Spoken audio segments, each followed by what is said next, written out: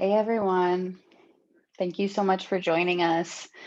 Your panel is going to be after um, the NRA and the AHNLA speakers. So feel free to turn off your camera, whatever you want to do until we do the restaurant or until we do our membership panel, or you can stay on, anything's fine. Fine with me. Just kind of wanted to give you a run of show. So it'll be Aaron Frazier going at 10, Chip Rogers at 10:30. Patrick will give a quick update, and then you all will be up after that. Sounds good. We have some folks joining already, so we're super thrilled, and hang tight and we'll get started in a few minutes.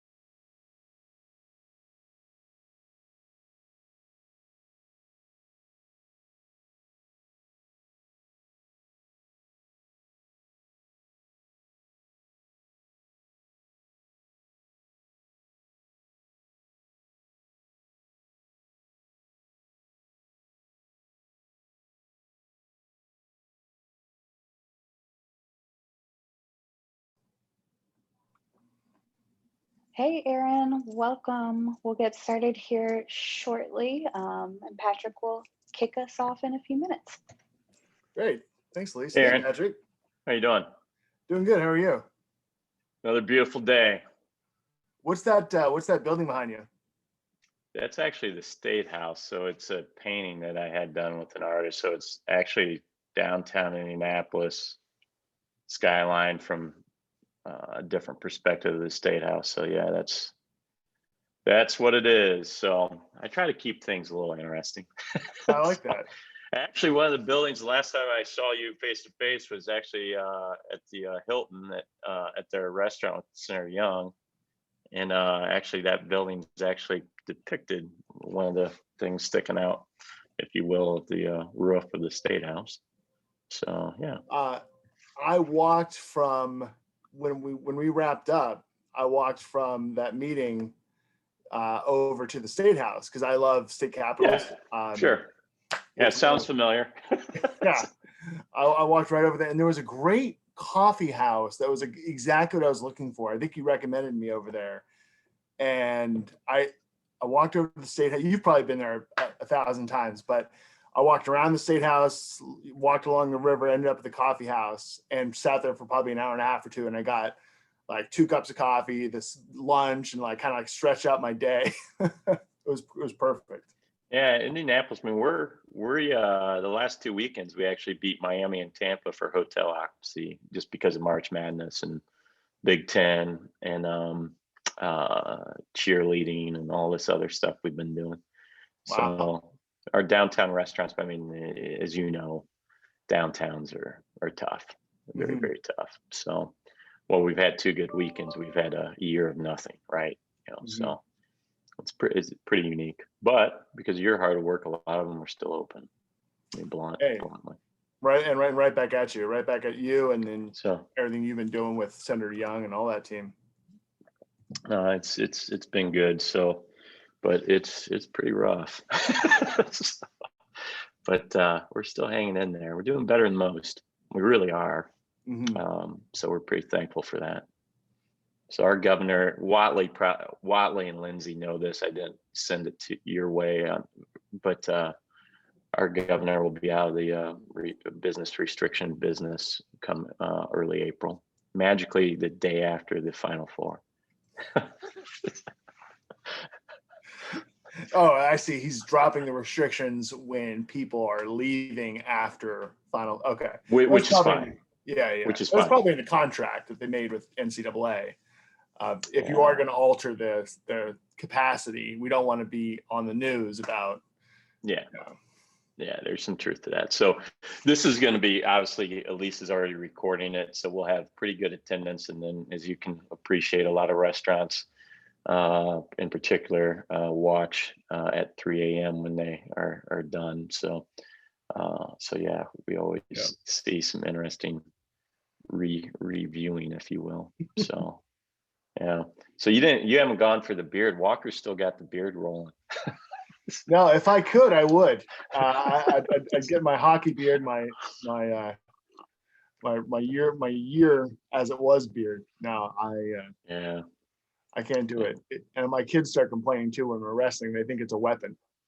Yeah, my daughter told me to shave mine like in late May of last year. She's like, Dad, you just don't look good.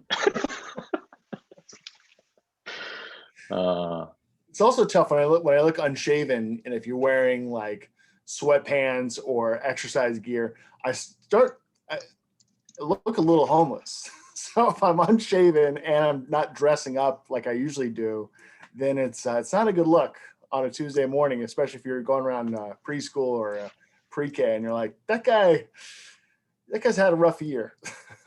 Yeah, most of us have.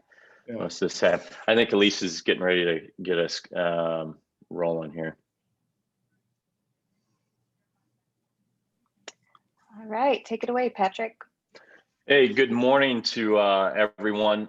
Today, we got a great program, pretty lengthy program, but really the folks you want to hear from, and also particularly in the nature of our first speaker today, Aaron Frazier.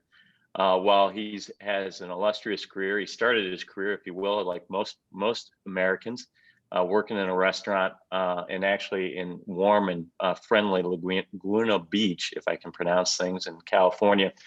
But let me kind of break it down for restaurants in the state of Indiana. If you've enjoyed tax deductibility of PPP, if you like employee retention tax credit, if you like all the different details of 3.5 times payroll on the second round of PPP, the guy you have to thank is Aaron Frazier. And I mean that sincerely. Well, we have phenomenal people from Sean Kennedy, Matt Walker, Dan Roll, and the whole team from National Restaurant Association.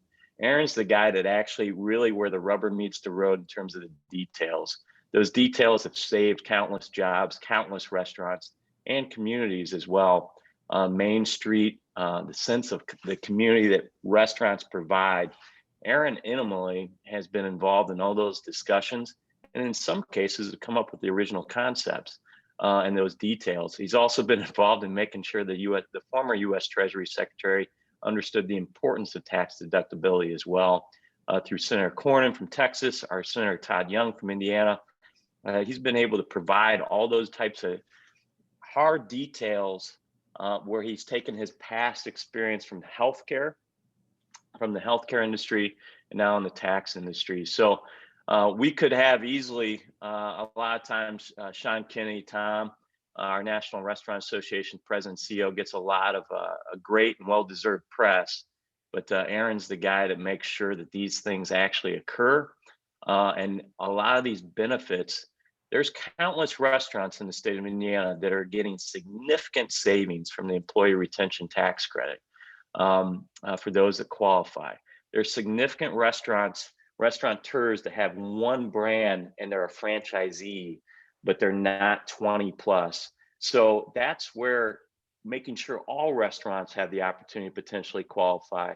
Aaron's been involved in that. So the last time I saw Aaron face to face in person was actually in Indiana with Senator Todd Young and a group of restaurateurs and hoteliers when we were talking about, again, a lot of details on healthcare policy.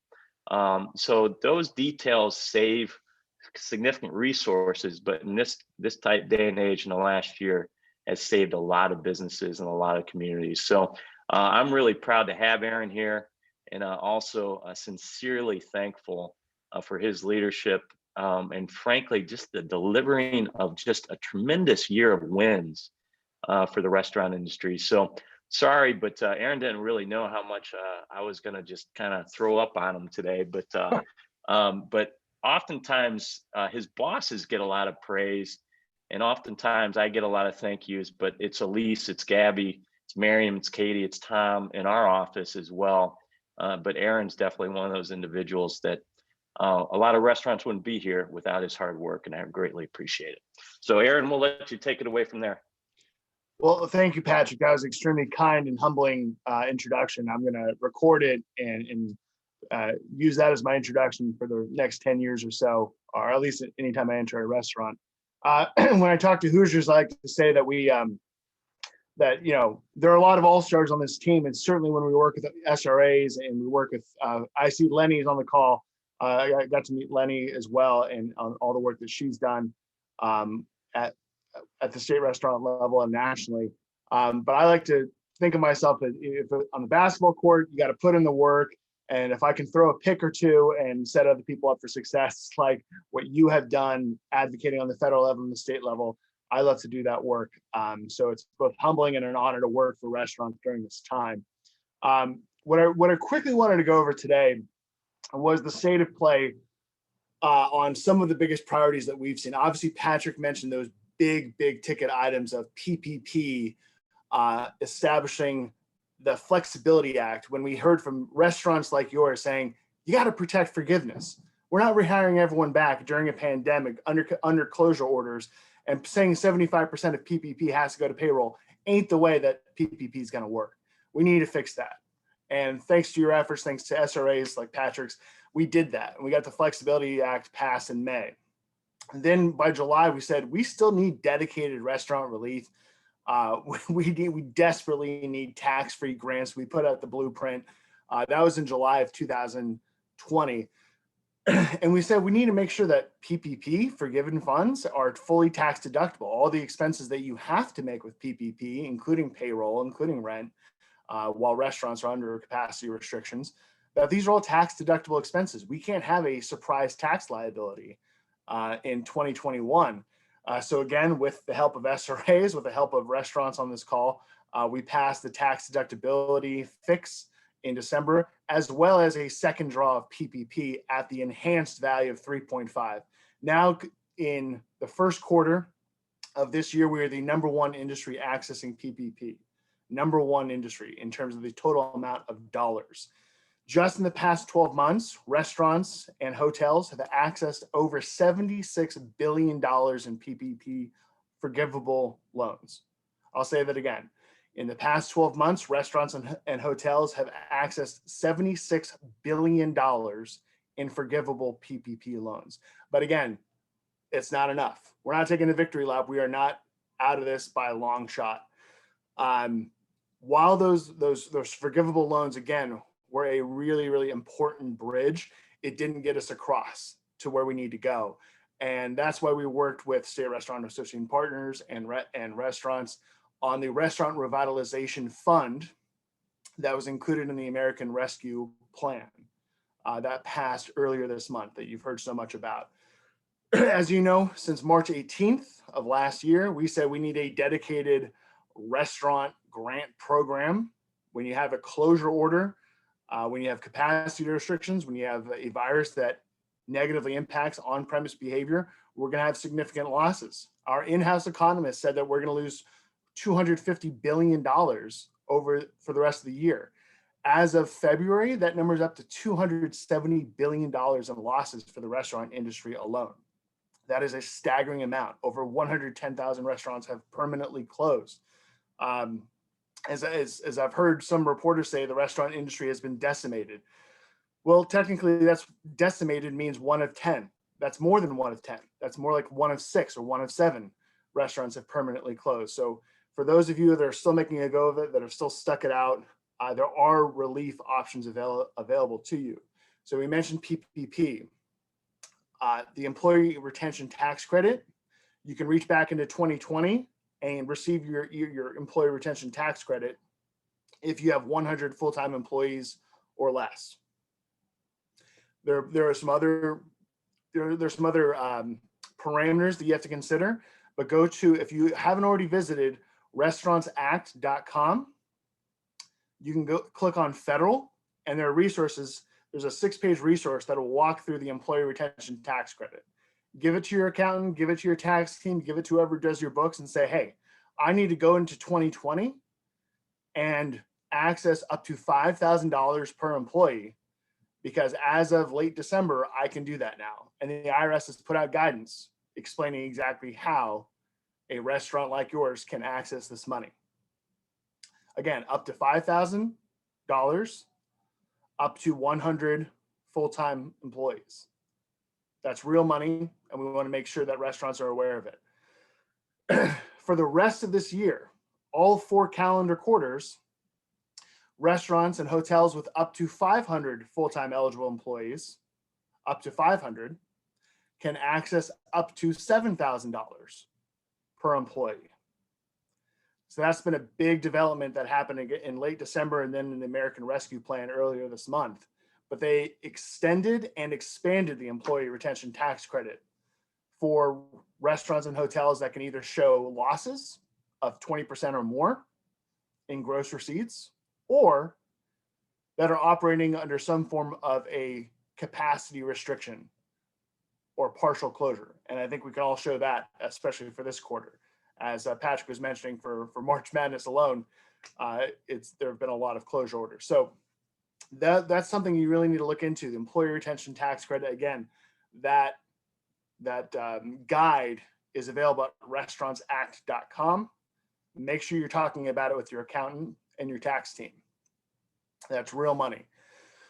The one thing you have to know about the ERTC is that it's a retention credit for when you are paying payroll for your employees. That's generally their paychecks, and that's generally their healthcare expenses. You can't pay payroll with your PPP funds and then take a tax credit on that PPP fund for payroll. So you can't kind of double dip. You can't intersect PPP and ERTC. Also, and this is going to lead into the restaurant revitalization grants that were written into law earlier this month. You can't take tax credits. You can't take these employee retention tax credits on any payroll you would pay using these grants. Now, the grants probably won't be hitting accounts until summertime or maybe even late spring. But that's just when you're doing your business planning for this year. If you're counting on ERTC, just remember, ERTC doesn't always blend well with other relief programs paying your payroll. Okay, but let's get into the big ticket item, the Restaurant Revitalization Grant Program. This is what we've called for the past 12 months, a dedicated tax-free grant program specifically designed to the hardest hit industry in the country, restaurants. But it's not just restaurants. It also includes caterers, food stands, and I'm gonna read this, all the eligibility criteria right now. Who's in on the Restaurant Revitalization Grant Program? So restaurants, food stands, food trucks, food carts, caterers. We love our caterers, and they're very Interactive bunch asking a lot of questions. Yes, caterers are included. Saloons, taverns, bars, lounges, brew pubs, tasting rooms, tap rooms, and really any licensed facility or premise of an alcohol producer where the public can taste or sample or purchase products. And then it gets a little bit broader. It says, or other similar places where the public or patrons assemble for the primary purpose of being served the food or drink. If you operate a private dining club, we are looking into that. If you operate as a 501c7 organization, we're asking that question as well with the SBA. We have a very good working relationship with the Small Business Administration, who is administering this program. This is different than the Restaurants Act as it's currently conceived. And we are big supporters of the Restaurants Act, which is a $120 billion bipartisan, bicameral restaurant relief grant program that would be administered by Treasury. This isn't that bill. This is inspired from that bill, but instead of being $120 billion and administered through Treasury, it is $28.6 billion and administered by SBA. You might be thinking, what's the difference? Well, it's a lot less money, for one. You might be thinking, well, what's the same? Well, what's the same is that the grants are targeting restaurants with 20 locations or less that lost money in 2020 when compared to 2019. And what's the same is who's out. So I told you who's in, who's out are publicly traded companies, restaurants with over 20 locations together with their affiliated businesses, regardless of whether or not they're operating under multiple or different operating names. And let me stop there. If you own 5 restaurants and you're a franchisee and your franchisor is a publicly traded company, you're still in. We worked really hard with State Restaurant Association partners and many of you on the call just to make sure that Congress knew that a franchisee is a small business. They should be included in a relief program designed for restaurants when they meet the other criteria. They shouldn't be carved out because they're part of a larger, because they have an affiliation with a larger entity. Now, if you own 21 restaurants and you're a franchisee, you're still out because you own 21 restaurants. But if you're affiliated with a larger brand, but you are still your own small business entity and you have 20 locations or less, you are eligible. Also, people who are out would be any other company who has applied for a shuttered venue operator grant. I know Indiana has some great live music venues. If you have applied for a shuttered venue operator grant and the applications are opened up, I believe they're starting to accept applications on April 8th, very soon. You can't double dip. You have to do one, either shuttered venue operator grant or the restaurant revitalization grant program.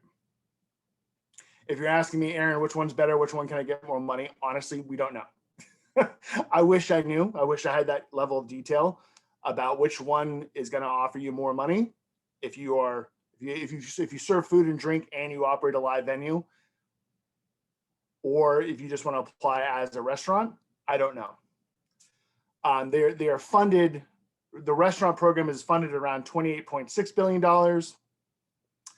The shuttered venue program is funded around $18 or $19 billion. But as folks on this call know, the restaurant industry is massive. You're the second biggest employer in the country. There are a lot more people that are probably eligible for the restaurant program. So it's difficult to say which one would be better. I think it's going to have to be a choice made by the individual entity. So how are you going to calculate your grant eligibility? Well, what you would do is you would take your losses from 2020. I'm sorry, let me back up. Take your gross receipts from 2019. So you earned $1 million in 2019 in gross receipts, not gross profit, not net revenue, but just gross receipts from 2019. and then take your gross receipts from 2020. And there's an assumption that there's a decline. Let's say that hypothetically your business lost 50% in gross receipts. So you would take 1 million and then you would subtract $500,000 and your grant amount would be $500,000. That would hypothetically what you would be eligible for. Now, if you accepted 2 different PPP loans totaling $100,000, you would have to subtract those PPP loans from your overall eligible grant amount. So if you had an overall eligible grant amount of $500,000, you would have to subtract $100,000 from that $500,000 amount. So now you would be eligible for up to $400,000 under that calculation. And then you can kind of scale it up and scale back, and you can play with the numbers. But generally, that's how the grant program would work when you have a PPP loan factored in. Now, if you only opened in 2019, then you would take your average monthly revenue. Your average monthly gross receipts, multiply it by 12, and that's how you would extrapolate your gross receipts from 2019. Take your average month from 2020, multiply it by 12, and then get the difference that way. But then raise your hand. What about if you opened in 2020? If you opened in 2020, or even if you opened in January of 2021, you could say, what are your operating expenses, your eligible expenses under this program? And then you would subtract your revenue. The assumption being that if you have more expenses than you have gross receipts coming in, then you would be eligible for the difference in those 2 amounts. And I hope that makes sense, but there is money. Let me just double underline. There is money, and there is a calculation for newer entities to access money under the Restaurant Revitalization Grant Program. So what can you spend it on? Well, it's going to sound pretty familiar to PPP because there are strings attached to what you can spend the grant on. Payroll, rent, mortgage interest, operational expenses such as installing new outdoor seating, supply purchases like perishable goods, protective equipment for employees, and then unique to the Restaurant Revitalization Grant expenses would be more debt servicing. And let me just say this is when our relationship and our hard work with the SBA starts coming into play. We're trying to get the debt servicing to be written very broadly. As you can imagine, we have a lot of restaurants who are talking about their idle loans, who are talking about previous 7A loans that have become tremendous burdens on their operations due to the pandemic. And they're saying, hey, if I get a grant, I'd like to pay off some of this debt. At the very least, make the payments on these loans. Can I do that? We're taking that and delivering that message straight to SBA. We're also saying that when you have the expenses from 2020 that have mounted in a really big way, and a business owner had to put those on credit, you should be able to pay off the credit card and then pay off whatever interest accrued on that credit card with this grant amount. Make it flexible, make it easy. Let's not make it so defined that we actually have restaurants that are tied up in knots just trying to make these eligible expenses work. I know I'm throwing out a lot, but let's get into the timing real quick before we start opening up to some questions. The American Rescue Plan was signed into law by the White House March 11th. Feels like a short time ago. That was just 15 days ago. The SBA said this week in a Senate committee hearing that they want the program to launch as soon as April. So 30 to 45 days. I think that is lightning fast. Now, lightning fast is good in terms of like the vaccine coming out. Lightning fast in terms of like getting this program stood up could be good, but it's also, we want to make sure that structurally it's built really well so that if the program goes dry, we can fill up the cup again, that it's not just knocked over and spilled. You know what I mean? Like it's important that the oversight and the program is working well. So If there's a 30 to 45 day window, that takes us to the last week of April, maybe the first 2 weeks of May. And then there's a 21 day priority period for women-owned businesses, veteran-owned businesses, and economically and socially disadvantaged owned businesses. This is likely going to rely, and then now we start getting into a little more conjecture and a little bit less statute or like actual regulatory information. But it's starting to look like this is going to be a self-certification process rather than a series of big long forms that you have to like show women certified small business owner, like in a traditional small business association lending program that can take a long time. But that's where we are in the process. It's still a little bit unknown. And I'm trying to think if there's anything else that we need to share. The ink is still drying on in terms of preparing for the application. I know if I was you, the first thing I would say is, all right, what's the next step? I want to be ready. What's the next step? I would be right there with you. The best thing you can do is get into your numbers, get into your gross receipts 2019, make sure you know your numbers there. Get into your gross receipts calculation from 2020, make sure you know your numbers there. Make sure you have your paperwork ready so that if you are asked on your point of service, your POS reports, even your tax returns, if you've pre-filed or if you're going to file, you have until May to file your 2020 returns, but you have that information ready. It's a really complicated tax time, and accountants are like, they're going gray before they even thought they would. Try to get your numbers as ready as possible, because that might be trickier than you think. So I would say get your gross receipts calculations ready and try to prepare as best you can to show that information. We've heard that DUNS and SAM.gov may not be the preferred system where SBA is going to direct a lot of applicants. That's not official, but there are a lot of hiccups with that process. There's a lot of compliance issues with that process. So we're advising people to hold tight on registering in that process so far. So I'll stop there and see if there are any questions. Hey, thank you, Aaron. I greatly appreciate it. We got two quick questions, but also I wanted to make sure people understood, because even not too long ago, we were advising a lot of restaurants to be prepared for like late May and June for the SBA to really open this up.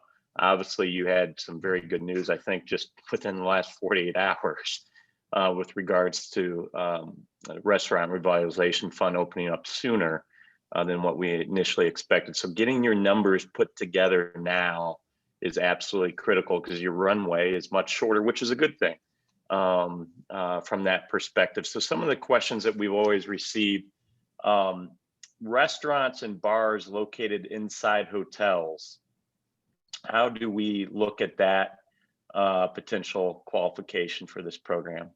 So I wouldn't mind if the delegate from AHLA could address this one. But so INS, INNS, INS are included as an eligible entity in the Restaurant Revitalization Grant Program. We would love if we had a comprehensive definition of what an IN was.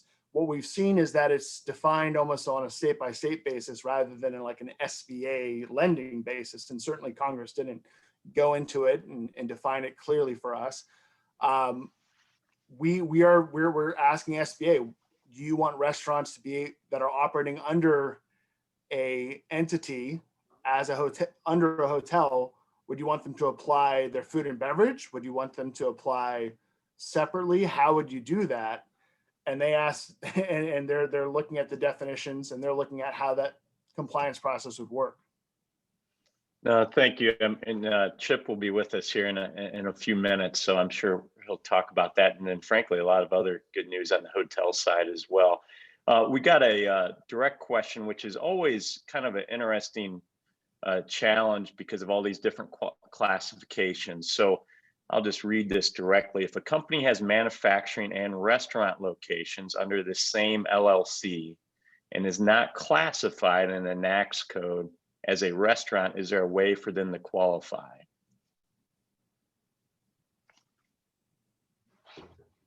I can't answer that one yet myself. So It's a good question for you, Aaron. And it may be one that you need to ask for clarification from the SBA. Don't know. Well, so the in the law, they say that the business identifiers they want to make it easy as possible because they know they don't want to create new barriers for people applying. If you're an eligible entity, they want to say you should have access to the fund.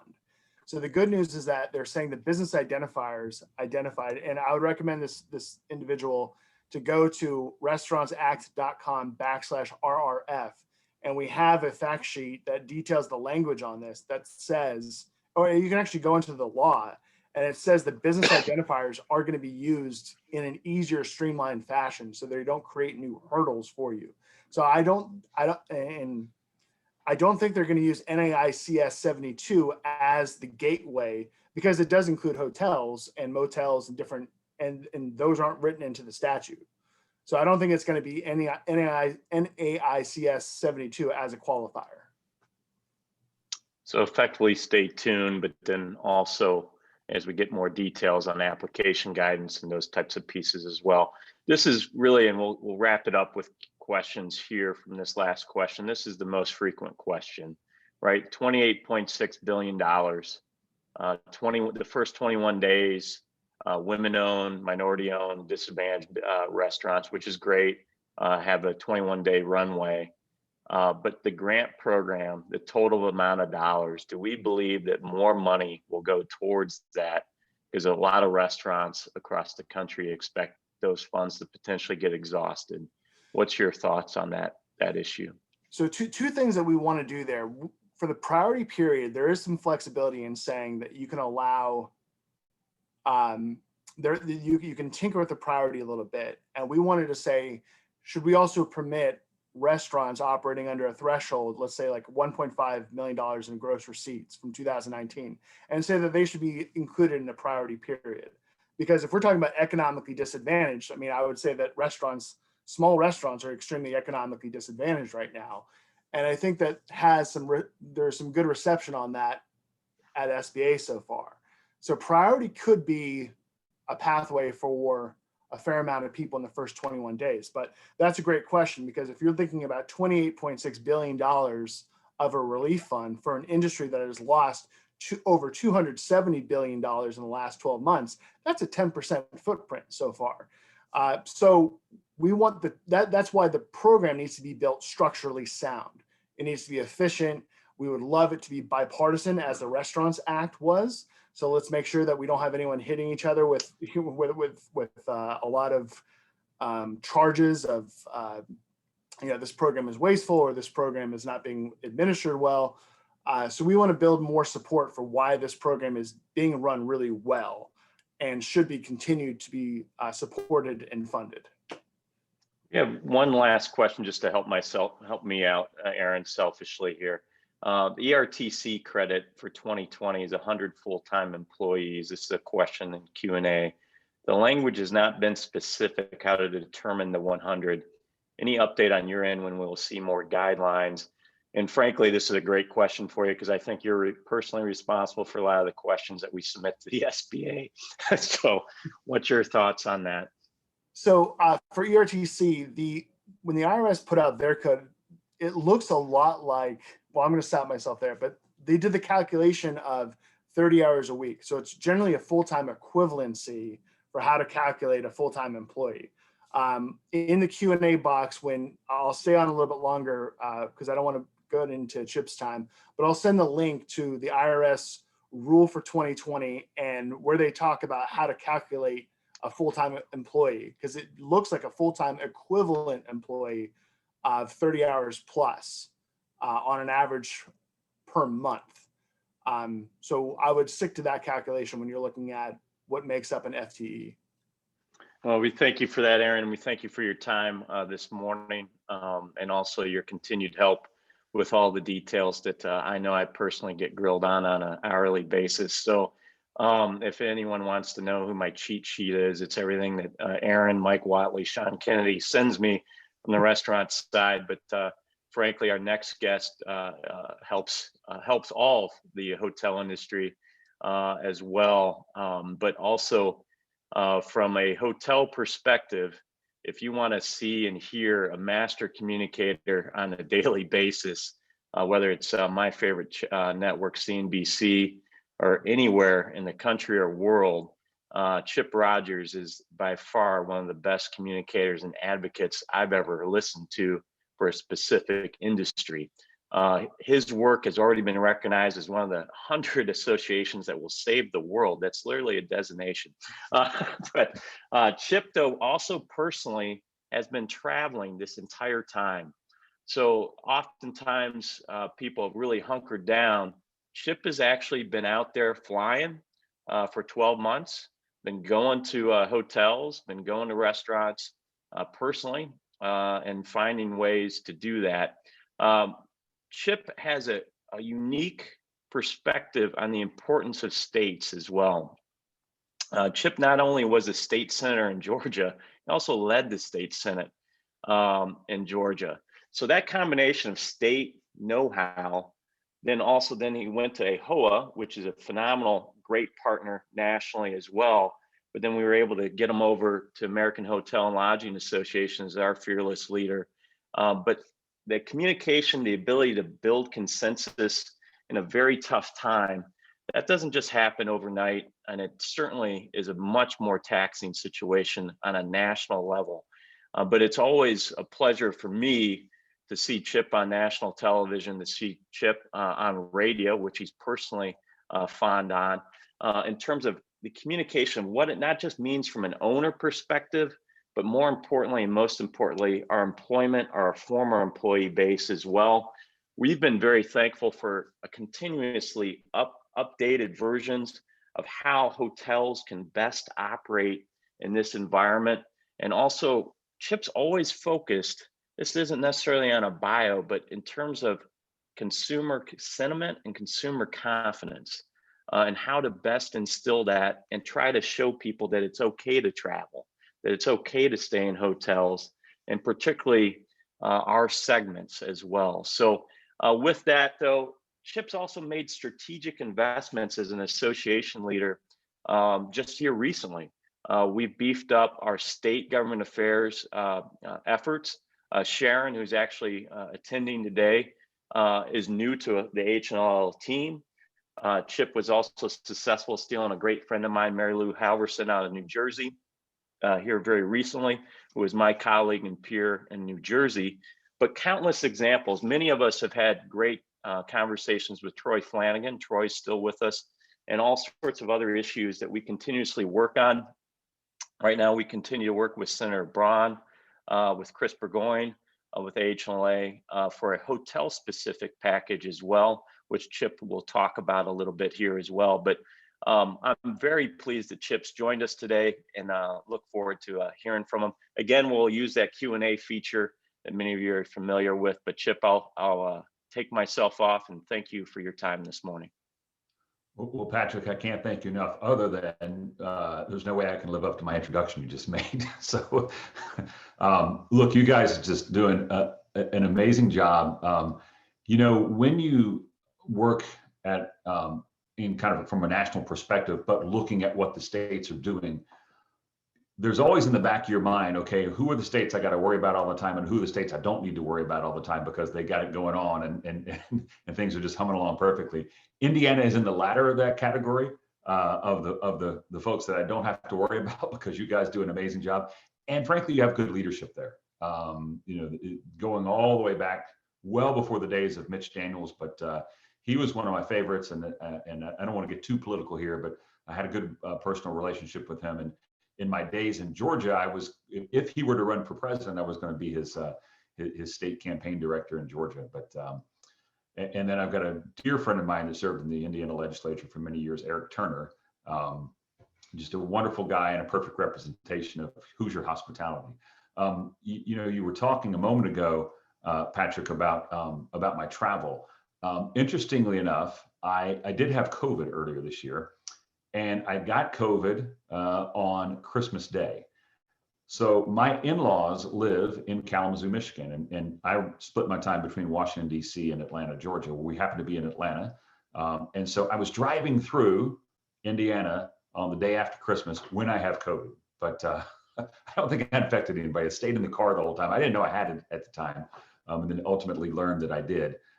But I've spent a lot of time in Indiana, not just on my trips between Atlanta and Kalamazoo, Michigan, but wonderful state. You guys do a fantastic job, and I thank you for that. We're going to jump into the AHLA update here, and then I'll try to do it rather quickly, and then I'll stay on for questions as long as you need me to, and as long as I can reasonably answer them. So let's handle it that way. And of course, as you mentioned, Patrick, there is the Q&A box, and people can type that in as well. So let's go to the next slide. All right, I want to go back to March of last year. It was around this time, almost on the exact date, that first major CARES package was signed into law. Now, I want people to remember kind of where we were as a country back then, because it really impacts what that law looks like and what it looks like today, because everything kind of stems off that first major CARES package. So if you go back to that point in time, the folks that were making this, members of Congress, had never done anything like this before. And so what they're trying to do is solve a problem that they don't know how long it's going to exist. The general idea back then, strangely enough, was this is going to be about an 8-week problem. And we know that because the legislation was written that way. If you look at the PPP, and when you had to spend the money, you had to spend it over an 8-week period. The amount you could borrow was 2.5 times, which is essentially 10 weeks of average monthly payroll. And so going back to those dates just a year ago, if you recall, President Trump at the time was talking about reopening by Easter, and then it was by Memorial Day, and then it was by Independence Day, and then it was by Labor Day, and then it was by Thanksgiving. And it's just been this slow progression all along of how are we going to open up? And I think the thoughts back then were more along the lines of a light switch, like, okay, we're closed now, flip the switch, and all of a sudden we're open. The reality is what we've seen is this has been a regionalization approach. Certain states are open more than others. Again, going back to my example earlier, my in-laws live in Southwest Michigan. A few months ago, where they couldn't dine in Michigan, they would literally drive into Indiana to go out to eat because Indiana was open and Michigan wasn't. And so we've seen that. But the mindset of when they created the CARES package was, this is a short-term but significant problem. We're going to put a lot of money into it and see what happens. So you first had the PPP created, and your previous guest was talking about FTEs, the NACS code, and everything. One of the critical victories that we had when the PPP was created was to get Congress to waive the affiliation rule. Without going into too much detail, if a single ownership group, and the ownership group could own hotels, restaurants, they could own anything. If they have over 500 FTE, they wouldn't qualify. And so what we got the SBA to do, or got Congress to do, the SBA implemented, was to say, as long as there's 500 or fewer employees at a single hotel, then you qualify for a PPP. The reason that's so important is without waiving the affiliation rule, about 2/3 of hotels would have been covered under the PPP. By waiving the affiliation rule, that took that number all the way up to about 98% of hotels are covered by the PPP. And that was really important. The second big victory we had in that realm was, and I think almost as important as the initial PPP, was getting the Flexibility Act. As I mentioned a moment ago, when it originally came out, you had to spend all the money in an 8-week period, and you were supposed to spend 70% of it on employees. Well, if you're in the hotel industry and you laid off all your employees or furloughed them in late February, early March, you didn't have employees to spend it on. And you had to do it within 8 weeks of getting the money, and business wasn't getting any better in March, so you weren't bringing them back.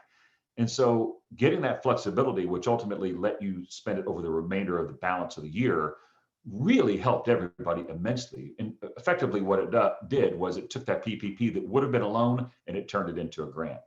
And so those are some of the big PPP victories we had early on. And then later in the game, as many of you recall, when the second chance PPP came along that we advocated for many months, that was signed by President Trump right around Christmas. The major thing was give you a second chance to get a PPP loan, but it also did two other, what I think are incredibly financially beneficial things. That is, expand that ERTC, the Employee Retention Tax Credit, and clarify that the money that you spend from the PPP revenue is in fact deductible. What the IRS was saying was, you're getting PPP money for free. And if you spend it the right way, it's not deductible. And so from a tax perspective, it was frankly a wash. What we were saying all along is why don't you make that deductible? And that's a further benefit to everybody. And that's what Congress had intended from day one. And so ultimately they had to put it in black and white so the IRS would play by the rules.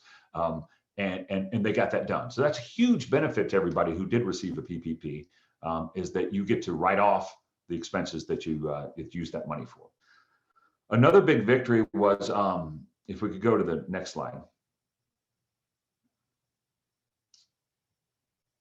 All right, well, we missed a couple there, and it's not your fault, it probably is our slide presentation, but there was a couple there on the, well, no, this is right, I apologize.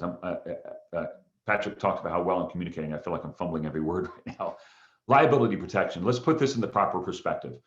Senator McConnell, when he was the leader of the Senate, made this his top priority. If you recall that, it was one of the hangups for not getting a comprehensive piece of legislation done at the end of the Trump administration. When the 2 Senate races in Georgia flipped to the Democrats, and that created the 50-50 split in the US Senate, effectively what it meant was there will be no federal COVID liability protection. It's just not going to happen at the federal level. The president's not in favor of it, Nancy Pelosi's not in favor of it, and Chuck Schumer's not in favor of it. And if those 3 folks aren't in favor of it, it's not going to happen. And so we then turned our attention to the states. And you can see in this beautiful little picture here of the states in green. Happy to see, of course, Indiana in green, and your wonderful governor, who I'm a friend of, Eric Holcomb, was very much in favor of this from day one. But all of those states in green are the ones that have passed it. The ones in yellow are considering it. The single state in blue is just waiting on the governor to sign, and that's going to happen soon.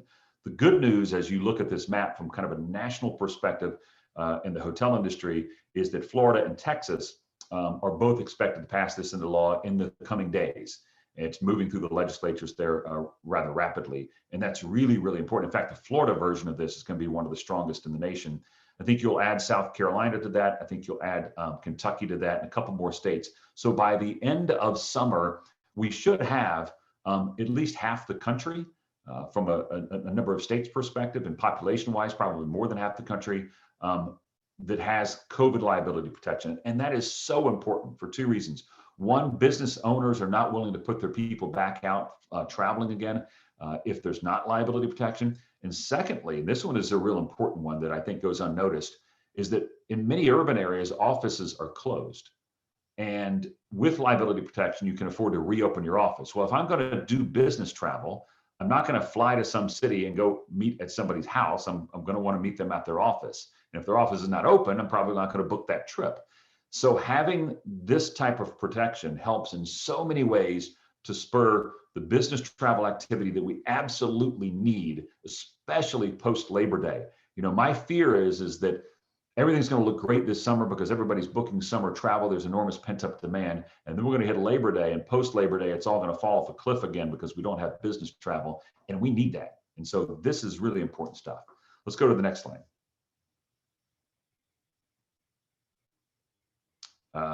There we go, per diem rates. This is the one I meant to mention a moment ago. So per diem rates are always a year behind. So 2020 per diem rates, which are all the rates, I mean, I'm not telling you folks anything you don't know, that government rates, but many businesses pattern their or establish their reimbursement rates based on government per diem rates. And so 2020 was based on 2019, and that was fine. 2021, we had frozen at the 2020 levels because it would have been based on actual numbers from 2020, which meant those per diems would have gone down significantly. Now we've just had legislation that we support introduced again by 2 congressmen from the state of Florida, freezing it again for 2022. We think that's really important, and we believe we have the support to get that done. So that's going to help a lot for those who are out there traveling. And as we see more travel, it's going to help even more. Next slide. All right, just to put this in proper perspective, we, in a normal year, in 2019, we had 2.5 billion media impressions. Last year, we had close to 40 billion media impressions.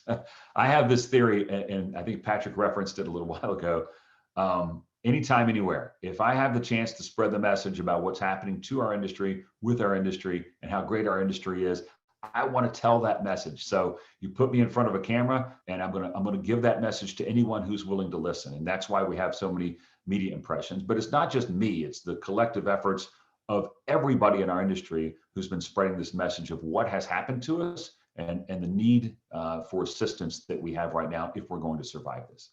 Next slide. We recently released a state of the industry report, and it's free on our website. I suggest everyone take a look at it. A lot of great information there. Well, there's multiple glaring statistics that came out of this. The one that is perhaps the most sad to me is this one you see there, top kind of right of those those 4 points, and that is 10 years of job growth in our industry wiped out by COVID. 10 years of jobs that are gone. And it's so important for us to remind everybody that these are small business jobs. These are not corporate behemoths. The problem that we have on the hotel side compared to the restaurant side is that most policymakers look at restaurants and they think small businesses. Most policymakers look at hotels and they think, they see the names Marriott, Hilton, Hyatt, IHG, Wyndham, Choice, and they think, oh, those are big businesses. And they don't realize that because of the franchise model, that in fact they are small businesses. The SBA says almost 2/3 of all hotels are actually categorized as small businesses. And when you see this type of job loss happening at the small business level, that means family members, family businesses that are getting wiped out. And that is just devastating to all of us. And it's why we need to continue to champion our cause and why more assistance is necessary, because we're not going to get out of this anytime soon. We hope the rest of the economy strengthens to a point that by the end of 2021, it looks like 2019. But our industry, the restaurant industry as well, it's not going to look like 2019 for a few more years. Next slide. Two really exciting things that have just happened over the last few weeks. One, HT&G, which is the Hospitality Technology Association, just came under the umbrella of AHLA. And so they're now part of AHLA. We're very happy with that. And it really expands our ability to use technology experts to help advocate for our industry. And if you think about the issues that we face, from meta search to OTAs, what's Google going to do to illegal short-term rentals, all of this stuff at its core is technology. And now we have the true expertise under the AHLA umbrella. And the second thing, and Patrick mentioned this a moment ago, the American Hospitality Alliance, that is an effort that I undertook from day one to bring all of us together to focus on state and local. What was happening was AHLA was operating in Washington, D.C. Patrick's operating in Indiana. My great friend Lynn Morfeld is operating in California, and we're not necessarily working together. We're not sharing best practices. We at AHLA were guilty of not being as supportive as we should be at the local level. A lot of it had to deal with the lack of resources. We changed our dues model to raise the resources to make sure we could be that support mechanism, so that whenever Patrick needs assistance, we're helping him. Whenever there are good things or bad things happening in other states, we're sharing it with everyone to know what are the best practices, what's the information you can use to defeat bad bills and pass good bills. And that this alliance, which brings together AHLA, AHOA, the major brands, that many of them who have staff dedicated to state and local advocacy, Aimbridge, the world's largest management company.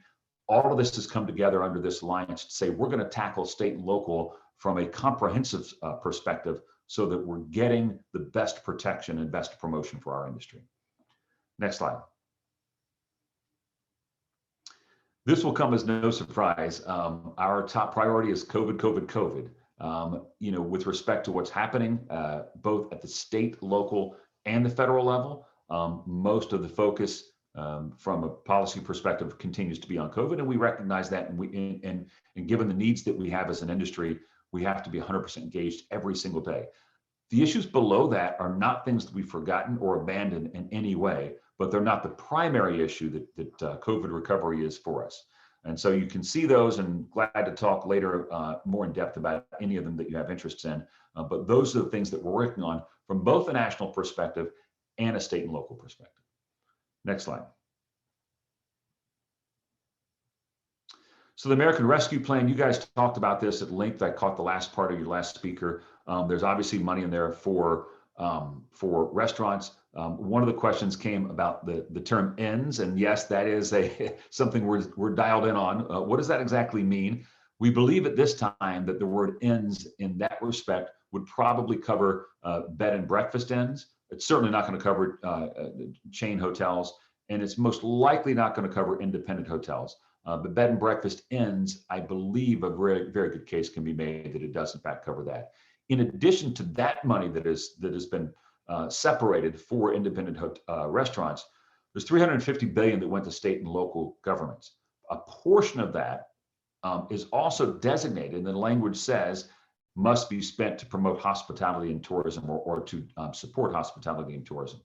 And so we are scrambling to get lawmakers to understand that and to provide them really with a recipe or a game plan on how to spend that money. We know some of the things that have already worked. Maryland did this a few months ago. Governor Hogan, great supporter of our industry, came out with a plan many months ago to give money directly to hotels that were struggling. And we thank him for that. That's the type of leadership we need everywhere. Well, now this money's coming from the federal government to the states. We want them to adopt kind of that Maryland playbook and say, all right, money's going directly to hotels. From a municipal standpoint, the city of Washington, D.C. Has a grant program that goes to hotels based on the number of rooms you have. Again, large cities in Indianapolis or other major cities should be following that same game plan to get money directly to hotels. And so we're scrambling right now to make lawmakers aware of that and to help them figure out how best to spend that in a way that is going to benefit our industry and support those in need. Next slide. All right, I mentioned this a minute ago, PPP. Just yesterday, the Senate passed. This is something we've been working on. We sent a Hotels Act alert that you can see there to everybody. And we had thousands and thousands of letters sent to Congress on this specific issue. But the Senate approved the extension of this last round of PPP funding, the second chance PPP.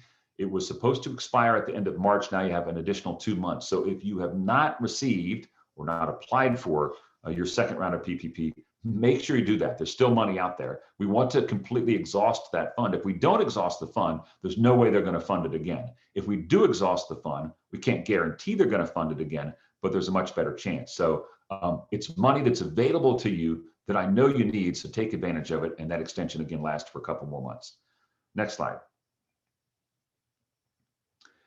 People ask me all the time that aren't involved in politics, and I also tell people you need to get involved in supporting your industry, but as far as actually getting involved in politics, your life will probably be better off if you don't. But you do need to get involved in supporting your industry in meeting with elected officials. But people ask all the time, what's the biggest difference between the Trump administration and the Biden administration? Well, as you can imagine, there are many differences, but there's no bigger difference than their view on organized labor. At the end of the Obama administration, there began to be some significant pushes for changes in labor laws that went through the National Labor Relations Board, of course, went through the Department of Labor itself, and many of them were going to be devastating to our industry. The clock kind of ran out on the Obama administration on that. And then I don't think none of them thought that Trump was going to get elected. Well, Trump came in. He has a completely different view of that relationship between management and labor. And it flowed through his administration. We had a couple of outstanding secretaries of labor that we worked very closely with to create the apprenticeship program that we administer right now across our industry. And they had a lot of really good ideas. The last Secretary of Labor, Scalia, who is the son of former Justice Scalia, the gentleman's on a genius level and was an outstanding labor secretary. President Biden in his campaign was very clear. He said he wanted to be the most pro-labor president in the United States and United States history. And so far, we're seeing that come to fruition. So if there's one issue where you can say there's a dramatic night and day difference between the two administrations, it's clearly this one. The new Secretary of Labor, Secretary Walsh, is a good guy. He is the former mayor of Boston. We have a good working relationship with him, but make no mistake about it. He comes from a labor background. He's very pro-labor, and his administration, his Department of Labor is going to look dramatically different than it did under the Trump administration. These are the things that frankly keep us up at night. So this is one to keep your eye on. The single piece of legislation that you need to keep your eye on is a thing called the PRO Act. It already passed the House of Representatives. It is essentially a Christmas tree of all the labor ideas of the last 25 years rolled up into one piece of legislation. At the top of that tree, the shining star on that Christmas tree, and I hate to use that analogy because I love Christmas trees and I love stars, but I don't love this bill, is it would eliminate all right to work legislation at the state level. So Indiana's right to work legislation that was fought for so many years would be wiped away if the PRO Act becomes law. And the only thing preventing it from becoming law is the Senate filibuster. Just yesterday, the president mentioned that he was in favor of getting rid of the filibuster. I really find that troubling for me, because when he was in the Senate, he was very much a fan of the filibuster, particularly when he was in the minority. He understands how important the filibuster is, and he understands how America will change in a dramatic way if that filibuster goes away, because it'll never come back. The majority party would never put it back in. Once it's gone, it's gone. And that is a protection that is meant to protect the minority. No matter which party you're in, it is a good rule to have in the Senate, because it stops really bad legislation like the PRO Act from becoming law. Next slide. Safe Stay, again, Patrick mentioned this, we're on our 5th version of this. Please download all this information. The last version is a checklist for air quality. We recently released a version that was a checklist for helping you get back meetings and conventions and conferences in your hotel. So all this stuff is free. We want to help you as much as we possibly can. All of it has been looked at by the CDC. We work with Ecolab, the largest cleaning supply company on the face of the earth.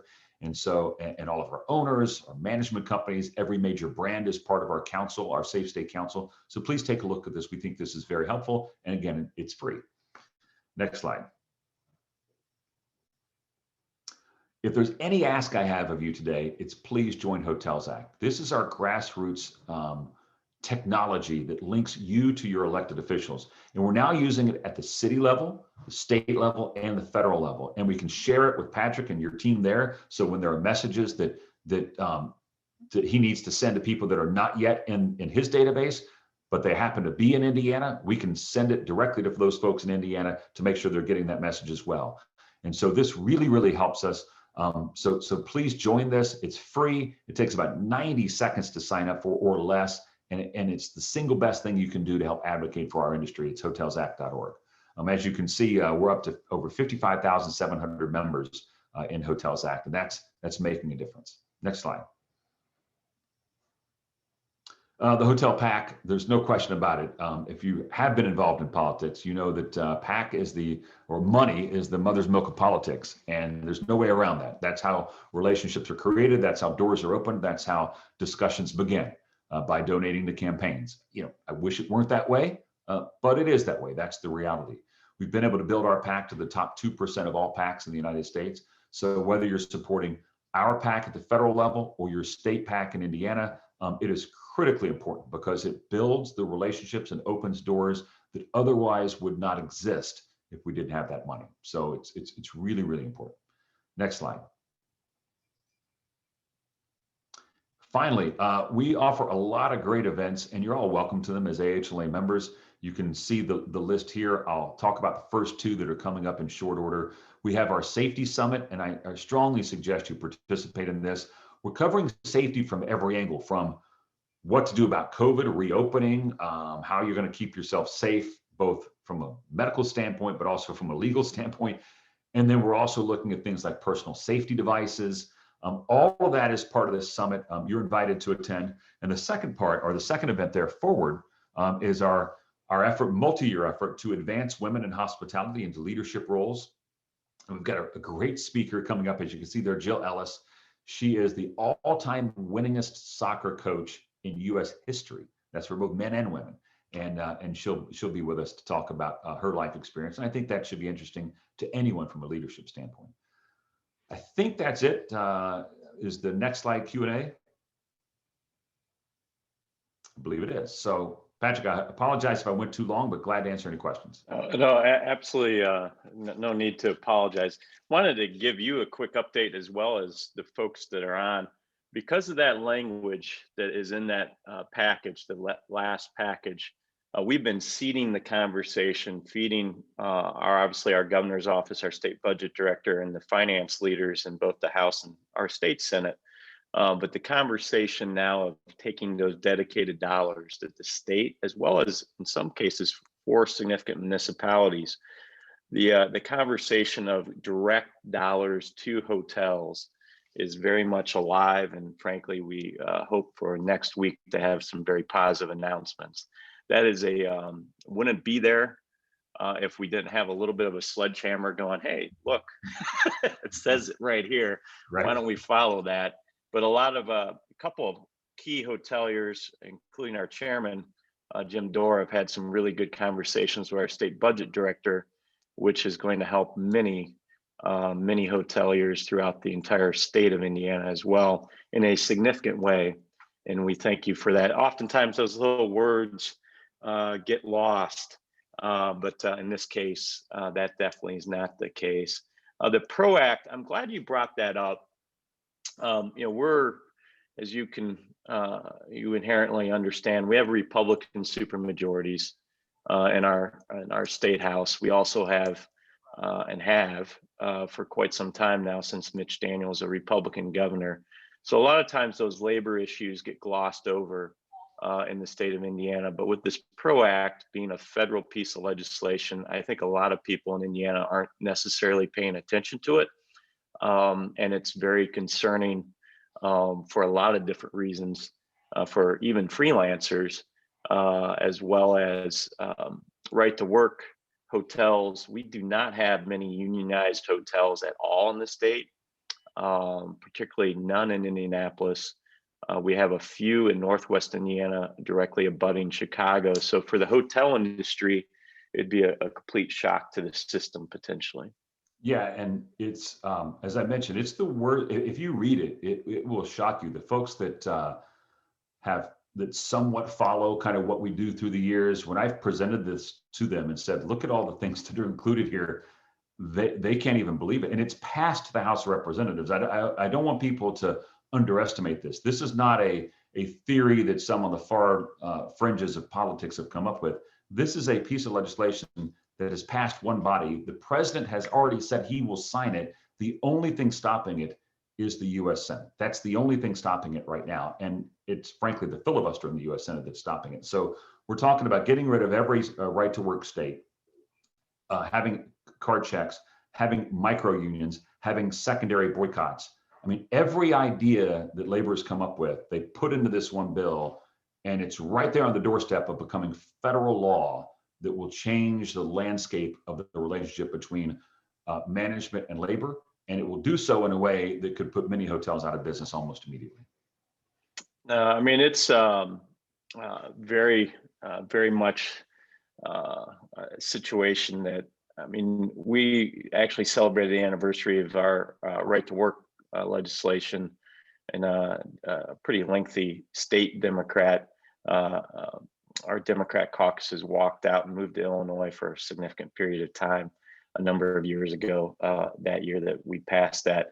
One of the questions actually from one of our shared phenomenal board members, Jeffrey Brown, with Shockett Hotels, is asking just, we discuss a little bit about what hoteliers INRLA is working on right now on legislation similar to a restaurant specific piece. A lot of our hoteliers kind of organize with us, with Chris directly from your team, are really working over Senator Braun in terms of getting his endorsement for hotel specific legislation. Can you just share a little brief overview of what that looks like to those on the call today? Yeah, so we hope this legislation will be introduced in the next 2 weeks. This has been a really long process for us. And the reason I understand people's frustrations that independent restaurants got something and hotels didn't in the last one. First of all, let me be clear. We are thankful that restaurants get any dollar that they can possibly get. They are our brethren, and many times in many places, restaurants and hotels are physically together. And so any help restaurants can get is good news to everybody. The challenge that we are facing is that we are working in the context of, particularly under the new Senate, that we must partner with Unite Here, our national labor union, and they essentially have veto power. And I don't want to say that in a pejorative way, because right now we're working together very closely. But if Unite Here is not in favor of what we're pushing forward with, then the Senate Democrats who we need to introduce the bill are not going to do it. And so we have them with us now, and I want to thank them personally for that. Myself and Dee Taylor had a long conversation about this. And the way that this bill is going to be structured, it is going to be focused mainly on hotel employees and making sure that the money goes to hotel employees. But there will also be money to go to pay your mortgage, your debt, obviously, property taxes, utilities, and those things that keep you in business. It will look very closely like the restaurant bill as far as the amount of money that we're looking for. There will be some of the parameters involved in this that require that you're a hotel that has lost X% of your revenue. That shouldn't be a problem because most hotels certainly qualify under just about any definition of revenue loss. But it's been a much slower process for us because we've been walking hand in hand with the unions. And as you know, we don't always see eye to eye, as my previous comments might indicate. And so it's been really tough, but we think we're on the precipice of this legislation being introduced. We think that we've got a really good working relationship with Unite Here right now in support of this legislation. And so I think you will see it in the coming days. And ultimately, what we believe will happen is it will get incorporated, much like the independent restaurant bill got incorporated in a larger package. This language will get incorporated into a larger Build Back Better program that the president is pushing and that we generally support as well. And so we'll hopefully see that come early summer. Thank you, Chip, for that. And just to kind of circle back, though, onto the PRO Act, Senator Manchin seems to be the linchpin to most of life in the U.S. Senate right now. Where is he? Or is he publicly? I do not know. I do not know the answer to this. Where is Senator Manchin? Has he made any public pronouncements on the PRO Act? He is the most important man probably in the United States right now that most people don't know, right? He is, as you indicated, the only thing stopping a filibuster from going away, and maybe Senator Kyrsten Sinema out of Arizona as well. He's also the one who has stopped a lot of what you might characterize as non-free market ideas that are coming out of the House of Representatives. So Joe Manchin's really important. He's been careful to talk about this particular issue. We generally believe that he is not in support of many provisions of the PRO Act. He comes from a very conservative state, so he would be way out of touch with the people that he represents. If in fact, he supported getting rid of the filibuster or supported the PRO Act. But to defend Joe Manchin and the pressure he must feel, I can't fathom it. I had an experience and served in public office for many years. And I know every once in a while there are those issues where you're getting hit from both sides with a lot of pressure, but to know that the weight of the entire US policymaking apparatus is on his shoulders trying to push him, that's got to be enormous. He's probably aging 5 days for every day right now. So I feel for Joe Manchin, but we really hope he holds on and doesn't get rid of the filibuster because, again, that'll change this country in a way that we haven't seen a change like that in decades. The filibuster is really defending the American way from my political point of view. But but to get back to the safe stay, wanted to make sure people have the latest and greatest version. We have been, from this time last year almost, it seems like, once we were able to come out with reopening guidelines from Safe Stay, also from the National Restaurant Association for restaurants, our governor, we're the only trade association in the state of Indiana that our reopening guidelines got adopted chapter and verse. Every county health department, municipal health department references them as well. But the fact-based, science-based approach that AHLA took was the reason why we were able to advocate, look, don't need to recreate the wheel, we've done it. And really, the continuous updates has further given us more credibility with those, not just with public health officials, but I also think, I do believe this personally and professionally, that also helps with consumers. Many on this call really know today that we're really in a consumer confidence sentiment battle. 50% of Americans at least have answered in surveys that they anticipate taking leisure travel here in the next couple months. We're hosting right now, obviously, the NCAA March Madness. Last 2 weekends in Indianapolis, we've actually been #1 in occupancy in hotels. We even beaten Miami and Tampa and other spring break hot spots right now, but trying to get people back into our hotels. But that conversation with our Marion County, Indianapolis Health Department, they even have this on their website, as well as our State Department of Health. Those things have been absolutely critical, Chip. I know you know this, but it really has helped us, frankly, get people back in the hotels, and we hope to continue to grow that. We've been hosting a lot of youth sports events throughout the entire state. Evansville's been hosting a Division II men's basketball championship as well here, very much so right now. And so we're trying to get our economy group convention business back. We're that one market in the country that has a group rate higher than our leisure rate in Indianapolis, but really our entire state relies on that business travel. We've been able to get that business liability actually already a law in the state of Indiana as well. But I wanted to thank you because we've been able to win that argument in short order about a year ago, probably not exactly, but probably 10 months ago, 11 months ago, where we were able to win that argument because of the reasoned approach. And also Marriott, including a Purdue professor, one of our board members, never heard us either. So, but we thank you for that. It's been very impactful. If anyone has any other questions, I'll just hold it open here real quick if the case there's another one. In chat, the latest, there's a link to get you directly to the latest and greatest Safe State program as well. We usually have that in all of our newsletters as well for folks. On the hotel pack, Chip, if you could do a promotion for our pack as well, we'd greatly appreciate it. But in all seriousness, though, those dollars do. It is a fact of life, regardless if they're Republican senators or Democrat congressmen or what have you. It does provide us great opportunities to have some unique conversations. Many of you do that directly, which is even better at times, where we're able to have those very frank conversations in those environments as well. But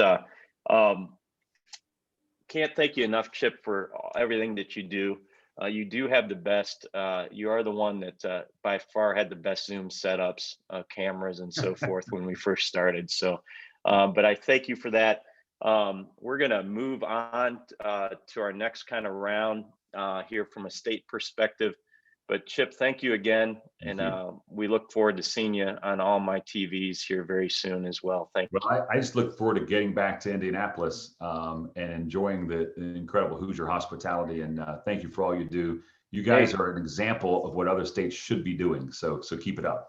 We got Sweet 16 games. I can get you some tickets, Elite Eight, Final Four. Well, if my Yellow Jackets from Georgia Tech had not lost the ACC Player of the Year because of COVID, we might be in the Sweet 16. But we did, and so there's always next year. You may have a point there, but no, thank you very much, and thank you for your time this morning and Thanks, Patrick. all that you do for us. Thank you. All right, bye-bye. Bye. I'm going to get started here real quick for those of you on the call today. I'm going to really talk about state issues, and I'm going to run through first state legislative efforts, and then frankly transition to the most recent Governor Holcomb announcement. I think there's going to be potentially a lot of questions with regards to what he discussed on his statewide broadcast on Tuesday evening of this past week. Many good things there, but then also, frankly, it will make our lives a little bit more challenging depending upon your location and consumer behaviors as well. This is going to be kind of numeric specific. I'm going to ask Gabby if she can potentially grab, you know what, I may be able to do this. I'm going to try to drop into chat a link that everyone can grab, and I think it will work, where it will take you to a report that you can somewhat follow along on to our bill track list. It's in all of our newsletters and so forth, but it's a dynamic document that changes as updates are made all the time. So hopefully if someone can give me a hi sign in chat, or at least if that link that I just put in works or doesn't work, let me know. And we can do that very quickly. So 10:01, Gabby's going to go grab the correct one. Thank you very much. As everyone knows that I rely on our team on a minute-to-minute basis. On 10:01, state budget, a lot of good things in there. We do have a significant challenge for CTE, Career and Technical Education funding, which means culinary programs would see a significant reduction, almost darn near elimination of CTE funding for culinary programs, other CTE programs as well. They're looking at what we would tell you a completely outdated model from a high demand, low demand, high wage, low wage classifications, which was done through a web crawler determination, which is faulty to begin with. So Gabby just grabbed the correct link. Thank you very much. That's in chat. We're very concerned about that funding. We've been working with CTE educators as well as our ProStart educators throughout the state, trying to make sure they know exactly who to be talking with, how to prepare for those discussions, what to hit. We've even helped connect CTE educators in key districts for key decision makers, obviously Senator Mishler's district, Senator Holman's district. We have some phenomenal culinary instructors, specifically in those senators' hometowns. In one case where his son goes to high school as well. We've been able to connect those folks. We've also been able to connect with other legislators where schools and school boards and superintendents have made significant capital investments in building out major career technical centers, whether it's freestanding or inside high schools as well. They're a widely popular program. For many of you, you know, I live in Westfield. I have school-age children. My high school son is in the culinary program right now as a freshman, and he made chicken noodle soup yesterday, and he was the executive chef, so he gave me a rundown on that last evening as well. So moving along, 10:02 is a civil immunity bill. We've already passed Senate Bill 1. The governor's already signed it.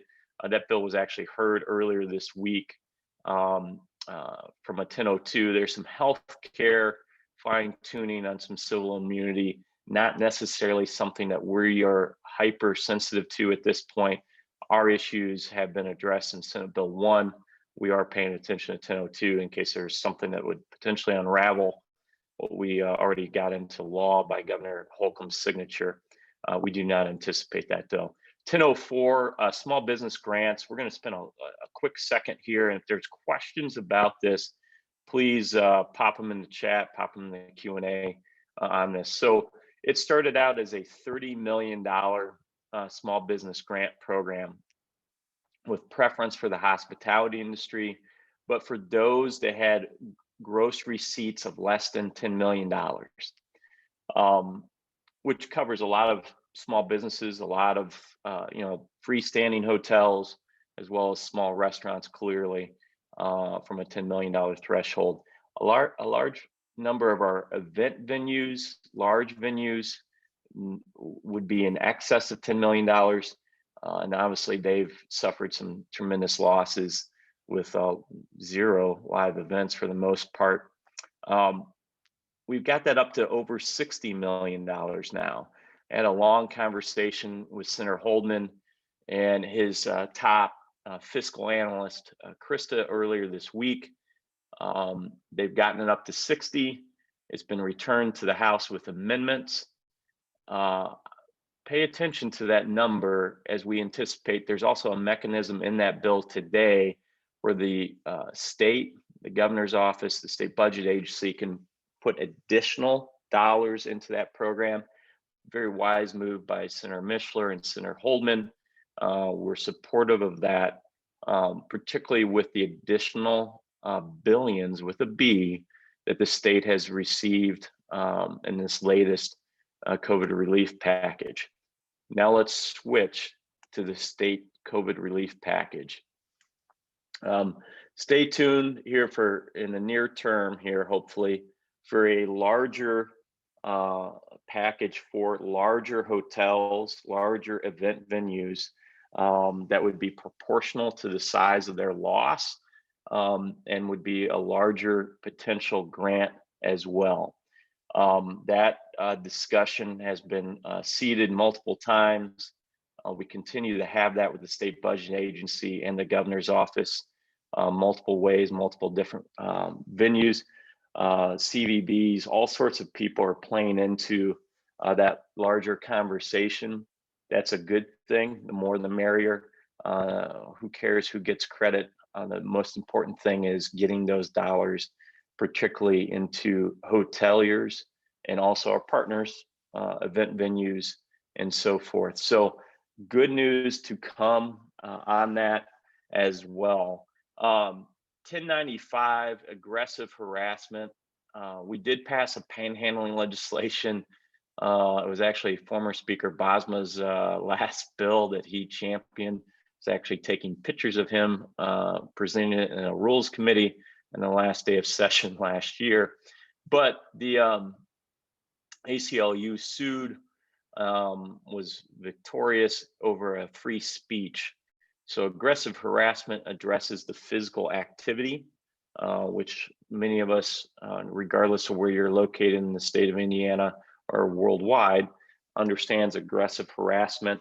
We actually got the support of the prosecutors, the state prosecutors agency. We've been working on this issue with a lot of local chambers, Indy Chamber particularly, which we were pretty heavily engaged with. So this would be a good thing for a lot of people across the state. 1152, a lot of people have been having some significant challenges on getting people back to work. This is fraud on unemployment claims. Pretty self-explanatory. Dan Leonard has been a champion, been all over experience ratings, what we're paying on unemployment insurance for years. He's also the Rules Committee chairman, pretty likable, phenomenal legislator, also a former small business owner, which always is beneficial to us.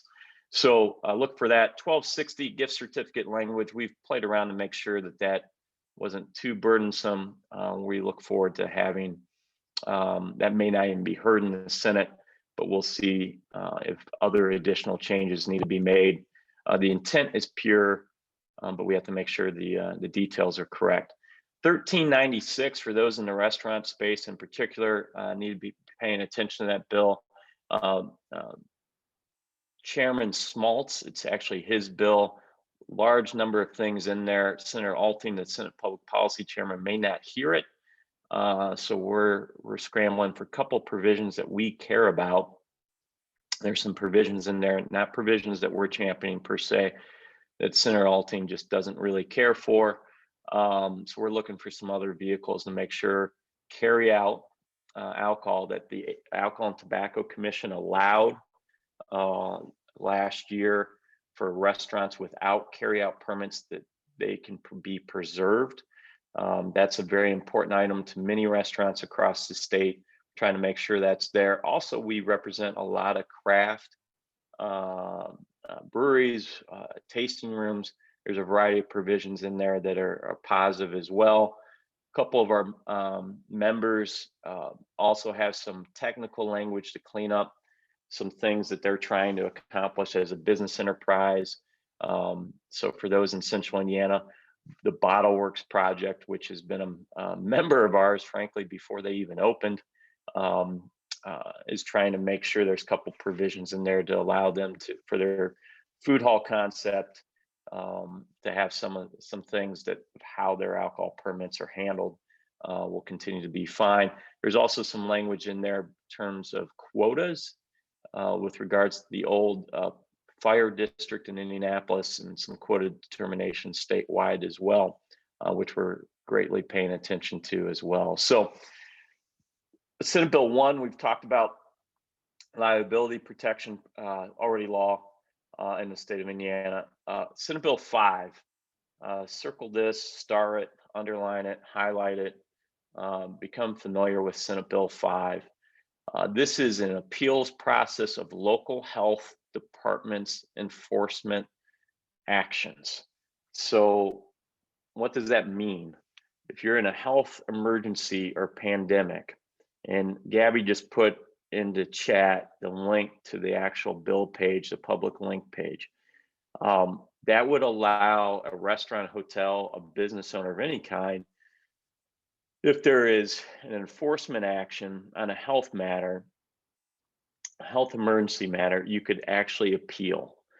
And it would go to the county commissioners, the county executive, or in Indianapolis, a mayor, or in Fishers, Indiana, the mayor.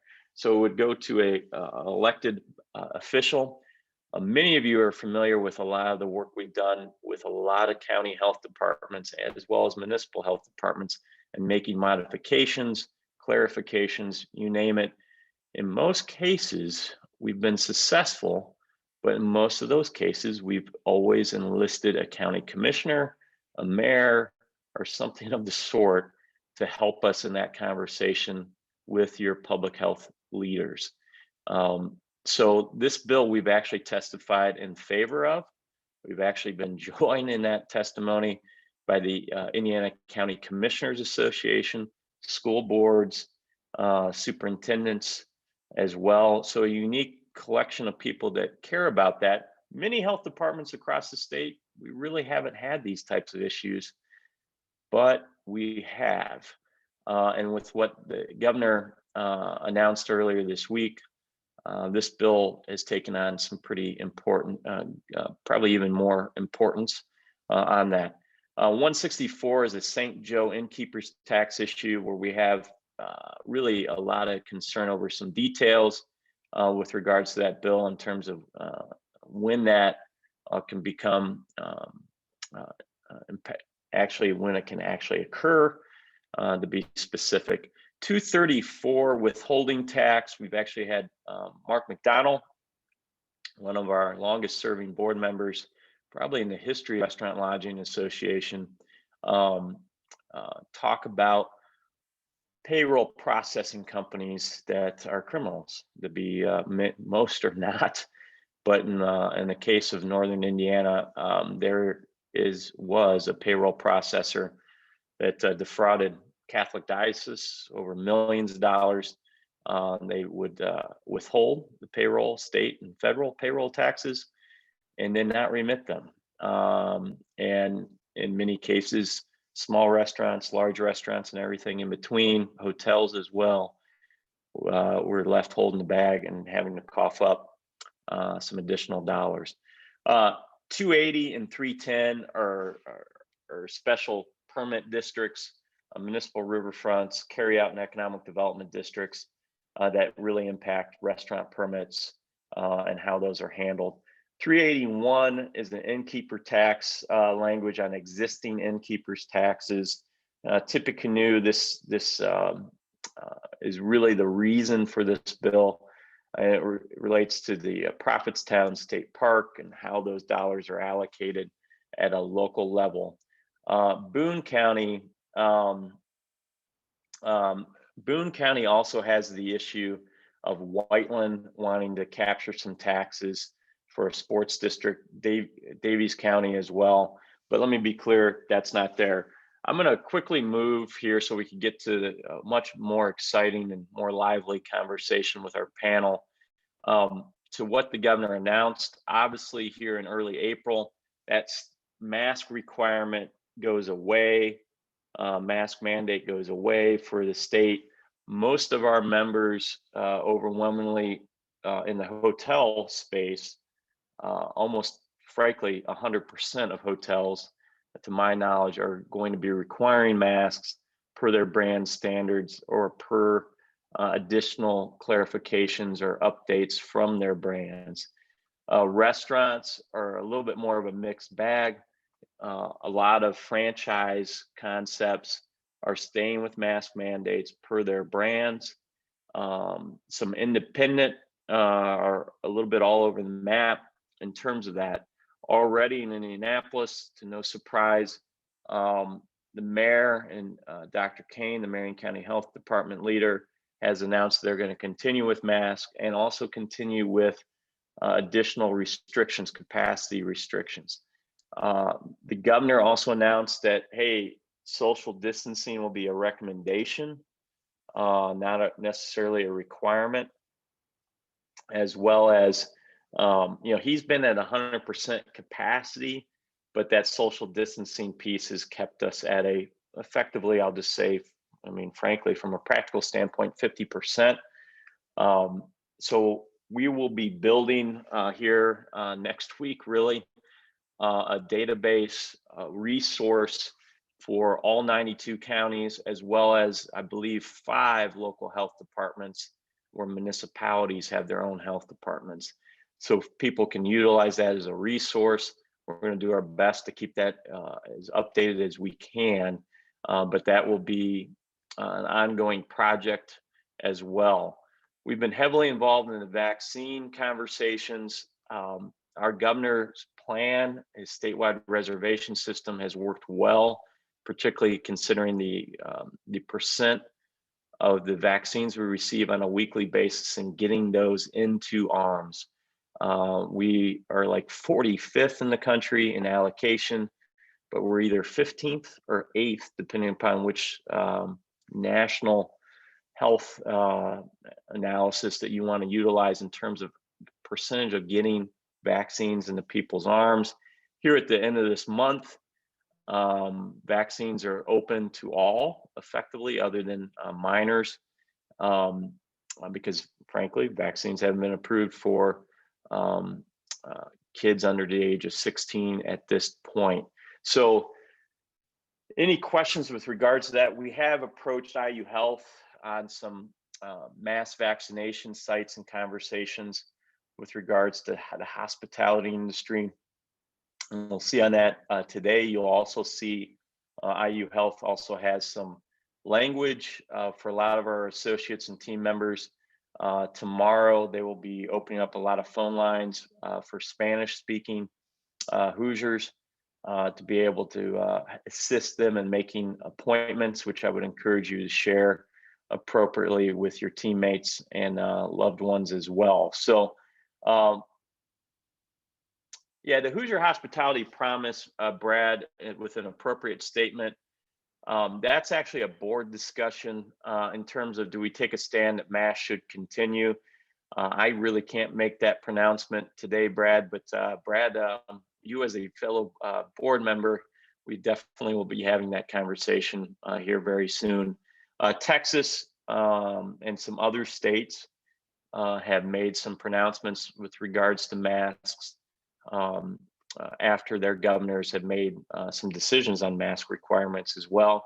But from my perspective, that's a board discussion and a decision that the board has to make, not myself. So, but the Hoosier Hospitality Promise has been welcomed with wide open arms from the NCAA, both in Evansville as well as in Indianapolis, as well as many other groups throughout the entire state of Indiana. And I would encourage you to take a look at that. And if you haven't done that, frankly, a lot of our airports, hotels, restaurants, one of the key things, branding, stickers, big boards for guests coming in. It's a great way to communicate to the traveling public in particular, and also remind Hoosiers of the Hoosier Hospitality Promise as well. So I'm going to kick this over to, I think, Elise, have you been able to add Kelly over as a panelist here? No, I think we do. But so I'm going to quickly recognize and introduce our 3 panelists, and this is going to be much more lively, and hopefully there's no press here because we may get a little colorful. So one of the reasons why I didn't talk about a food and beverage tax today was because Jimmie Schindler is the sledgehammer of all sledgehammers in Fort Wayne. And we made sure that a whole host of communities that tried to slide food and beverage taxes into a bill was stopped cold in its tracks. And Jimmie also helped organize a whole discussion with his county council right before Christmas with regards to the impact of local restrictions in restaurants, the consumer sentiment, and also what restaurants are doing. Jimmie, like many restaurateurs, comes from a multi-generational, family-owned restaurant business that he continues to grow with new concepts as well. But I'm going to not necessarily let Jimmie start talking right now, but I'm just going to let people kind of know who's who. But Jimmie also, I've gotten taken to the woodshed by the minority leader from Fort Wayne because Jimmie Schindler's too darn effective too. So, which is great on that behalf, kind of like how legislators from Lafayette and Tippecanoe County want to make sure Brad Cohen personally knows how they voted, so Brad does not kill them when they see them in their restaurant. Jimmie has earned that status as well in the greater Fort Wayne area. Lennie Busch is from Bloomington, where not only if you've gone to IU, you better know what Pizza Express is, or she will personally hunt you down. But most legislators, when I introduce Lennie, I just go, well, you went to IU, you've eaten at Pizza X. So Bloomington Brewing Company, Lennie's countless examples, and also a very unique, if you will, co-working space for food producers and caterers and so forth in Bloomington. But Lennie also is the designation of her credit card receipts, her payments, her processing fees have been referenced in Congress, and also ensured that we didn't get taken by the credit card companies on fees even more, because Lennie sat down, went through them all with a congressman that now she is on a direct dial approach with his cell phone as well. So Lennie can take care of things even in the People's Republic of Bloomington, as well as in the halls of Congress as well, on a quick text to her member of Congress. Kelly Ford is feared by most legislators in Terre Haute over wine. And is even oftentimes referred by the Senate Public Policy Chairman. Now, just make sure that that wine lady from Terre Haute that has that real good steakhouse that I like just shows up, because no one will vote against her. And he's from Lafayette. So, but Kelly also has been absolutely critical on a local basis with regards to how tourism and that tourism conversation is shaped from a convention center expansion, to make sure that restaurants were part of that conversation. Everyone here today is not just philanthropic and minded, but also really making sure that they're engaged on their local level. Kelly has done that. I was just in Kelly's restaurant just over a week and a half ago, I believe, to participate with the governor's press conference. And I was getting nice texts from the governor's communication director, which was a former attended Indiana State University, as well as Dr. Box, who's a good customer there in Terre Haute as well. So my choice of location was by far no accident, but it was great to be there. But also is a restaurant too that's still operating on restricted days during this time. So good conversation. I would encourage anyone to ask any and all questions with regards to this. But Jimmie, how did you make the decision to really get so far engaged into tax policy and local issues?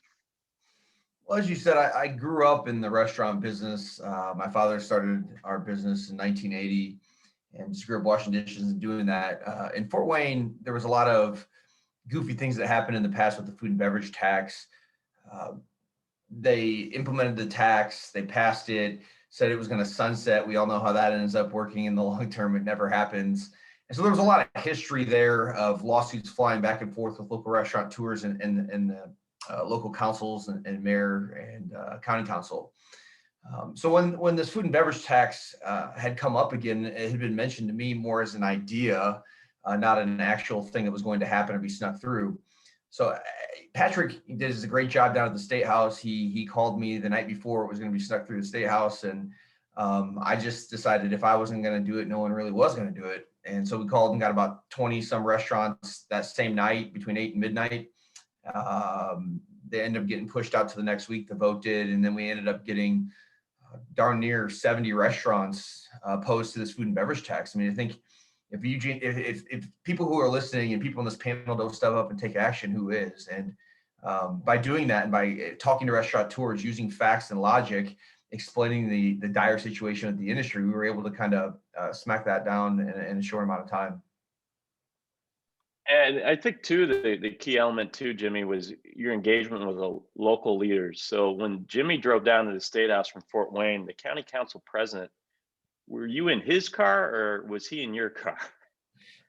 He was in my car, yeah. And this is a trick I learned from Brad Cohen, right? I mean, he had said, take these people to lunch, get to know them.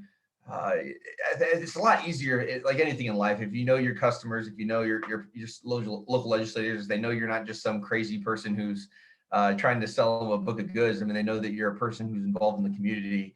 And so, yeah, I mean, I have family members on city council. I try and network as much as I can with both sides, Republican and Democrat, right? I mean, we're a bipartisan organization. So I think when they understand your perspective, it makes it a little easier to make those phone calls and get support in a hurry. And then even after that time, while Senator Holdman, who controls the committee where anything like this would have to be moved in the Senate, made a broad pronouncement there will be no food and beverage taxes this year. It was from Northeast Indiana, mind you. You also had the county council and county commissioners take action. Why don't you explain what that was and how that occurred as well?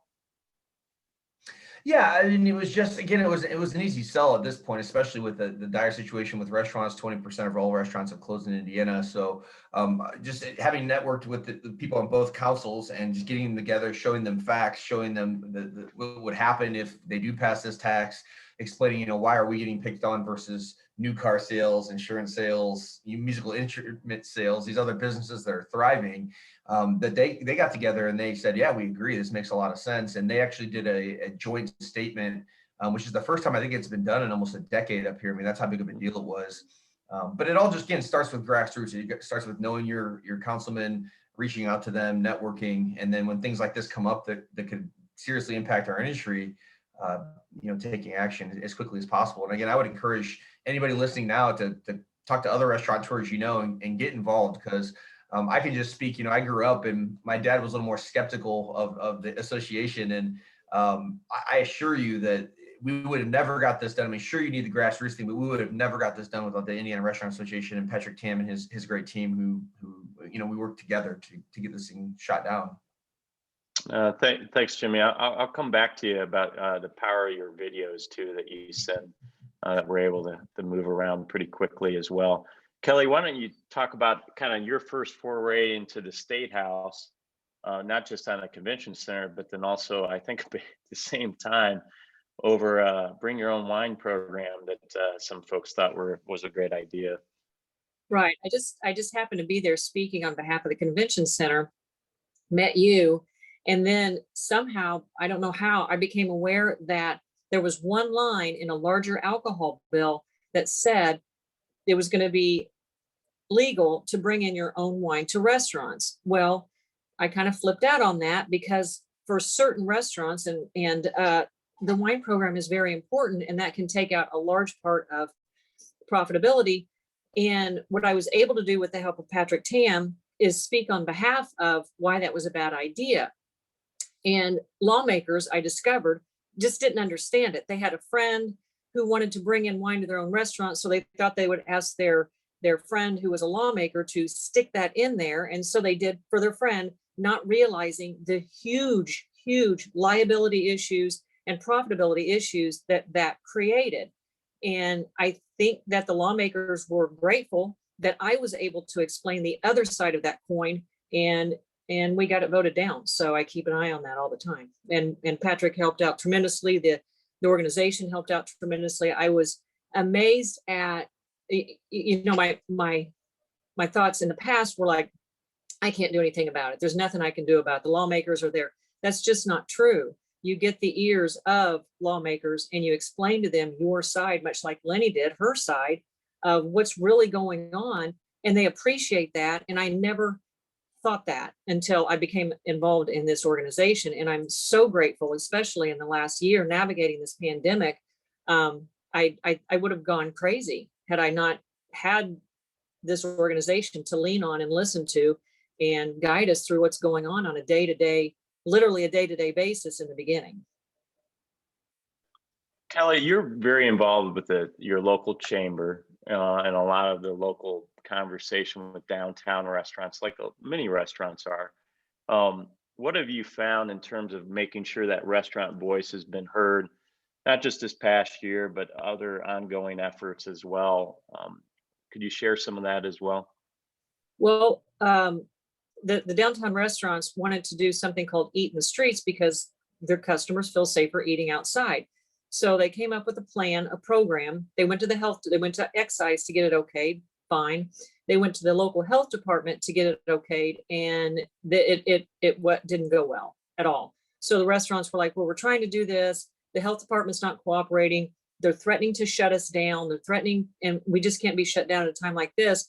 Well, I got the organization involved, and that lent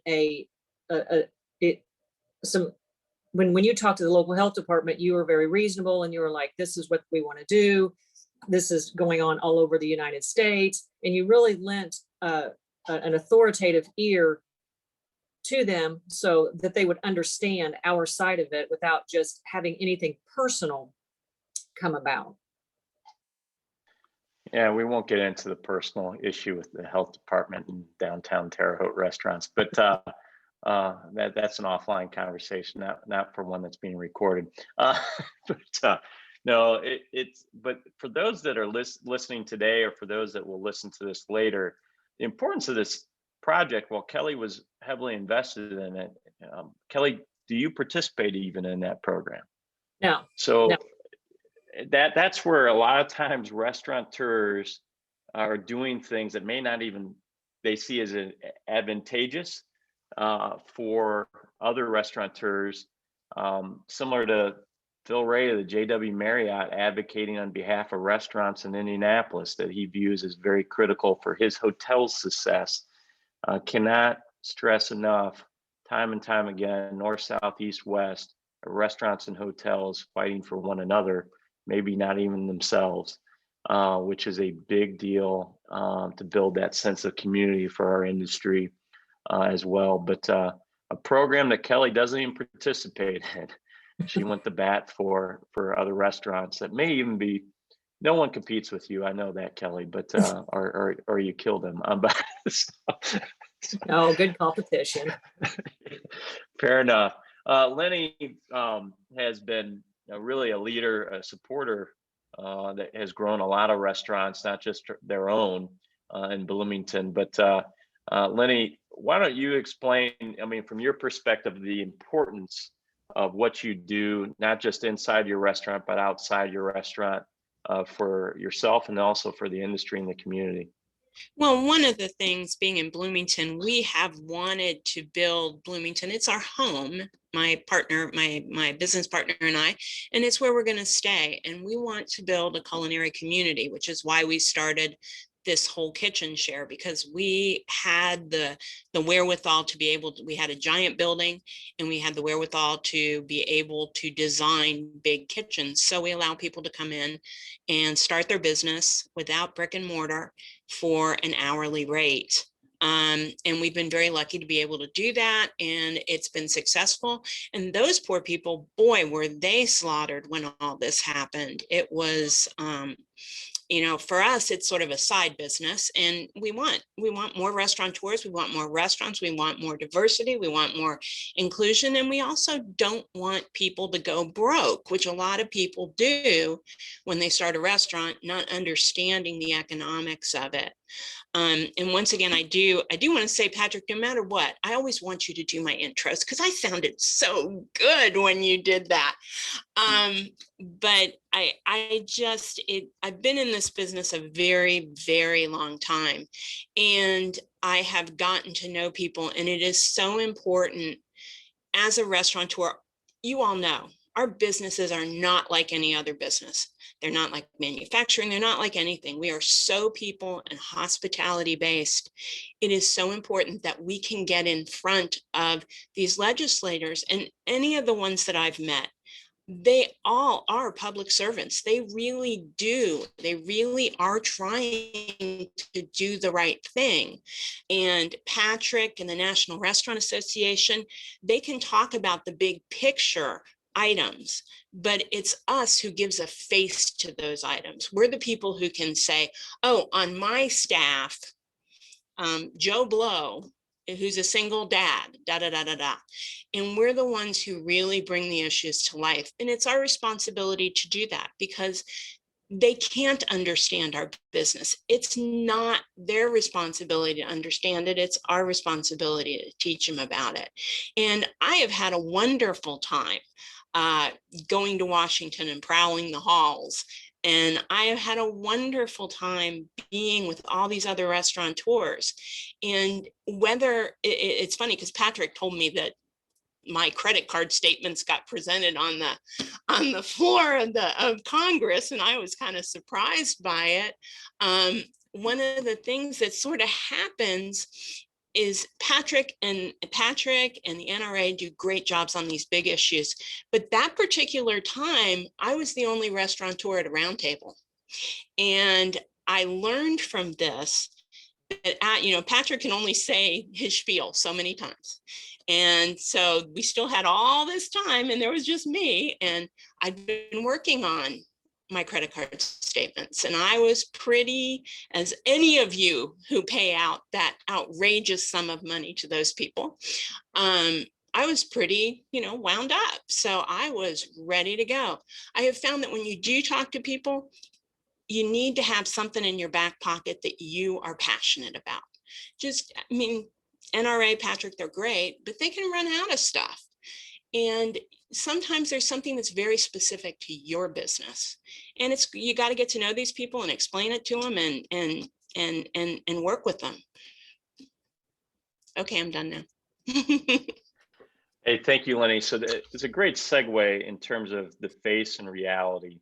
So we've done a variety of unique things where we've had a lot of roundtables. Most recently, we had Senator Braun learning about tip credit, tipped wage in Indianapolis and Fort Wayne, where Jimmie hosted, South Bend, where Mark McDonald hosted at LaSalle Grill. But Jimmie was able to engage, and many restaurateurs, particularly in Fort Wayne and South Bend, actual servers, where the servers made the case. I sat on my hands and let Senator Braun understand that. They thought originally that we would be very animated about a minimum wage increase, which obviously creates some concern, but the elimination of a tipped wage is where we absolutely get unhinged. So the personal nature, Jimmie, why don't you talk about some of the videos that you've sent Senator Banks directly to his cell phone, former state Senator Banks, now Congressman Banks. That also points out the importance of a lot of times local or state officials become members of Congress as well. But some of the videos that I've shared directly with the governor, Governor Holcomb, I've shared directly with, frankly, our federal lobbyist team as well, but then also you share directly with your member of Congress. How do you think of those? How do you present those? And what are? Yeah, it's really, again, what Lennie said, it's issues that we're passionate about. I mean, when I got started on this is when the pandemic started, and I was really concerned. There was a lot of murkiness surrounding the laws and the packages and what was going to happen. And I just didn't feel like restaurants were being heard. So I was frustrated. Obviously, I called Patrick and he's like, well, just record a video.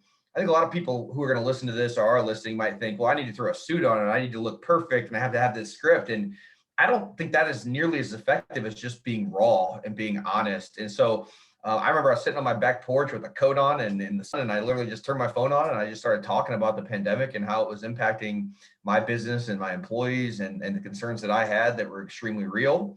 I sent that to Congressman Banks. I sent it to any politician who I had contacts with, as well as to Patrick, and said, hey, send this to whoever you like. Like you said, from my understanding, the governor saw it and other people. So any issue that you're passionate about, that you're frustrated about, I would highly encourage anybody who's listening, record a short video, send it to Patrick, ask questions. I mean, he may or may not be able to use it, but these politicians, again, they're human beings. I think we view a lot of celebrities and politicians as these people we can't approach, and that's just not been my experience. So that was just kind of it. It was just a raw thing, and it was super effective. So as we've had issues and I've had frustrations, I continue just to record short, under 2-minute videos on certain topics, and Patrick continues to utilize them. So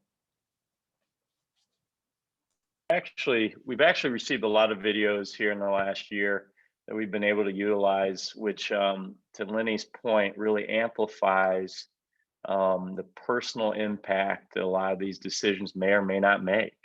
Why this is important, really puts a face to the issue. We do have the upcoming public affairs conference that the National Restaurant Association will have. It's virtual. Lennie too can attend, and maybe she'll be on camera again. I think this, just for everyone's viewing pleasure, I think this is the first time we saw Lennie yesterday for the first time in a year, although I've been to her restaurants in Bloomington, but she always lurks on these calls without her camera on. So this may be a little personal payback from me to Lennie on this one, but that's where that personal nature of the issue, the storytelling. A couple of years ago with former Congresswoman Susan Brooks, we talked about scam websites for hotel reservations, and Jeffrey Brown was shocked at with the Hampton Inn, one of the locations they have, was able to pull up right away a scam website in her office and right in front of her, and was able to show that to Congresswoman Brooks.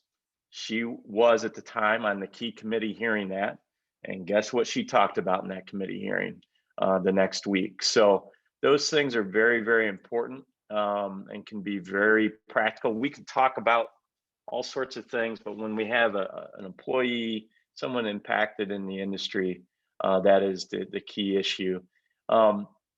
Kelly, in terms of your involvement though, how do you engage with the mayor? How do you take advantage or not take advantage? You host a lot of unique events in your restaurant, a lot of fundraisers, a lot of key players when they come into Terre Haute.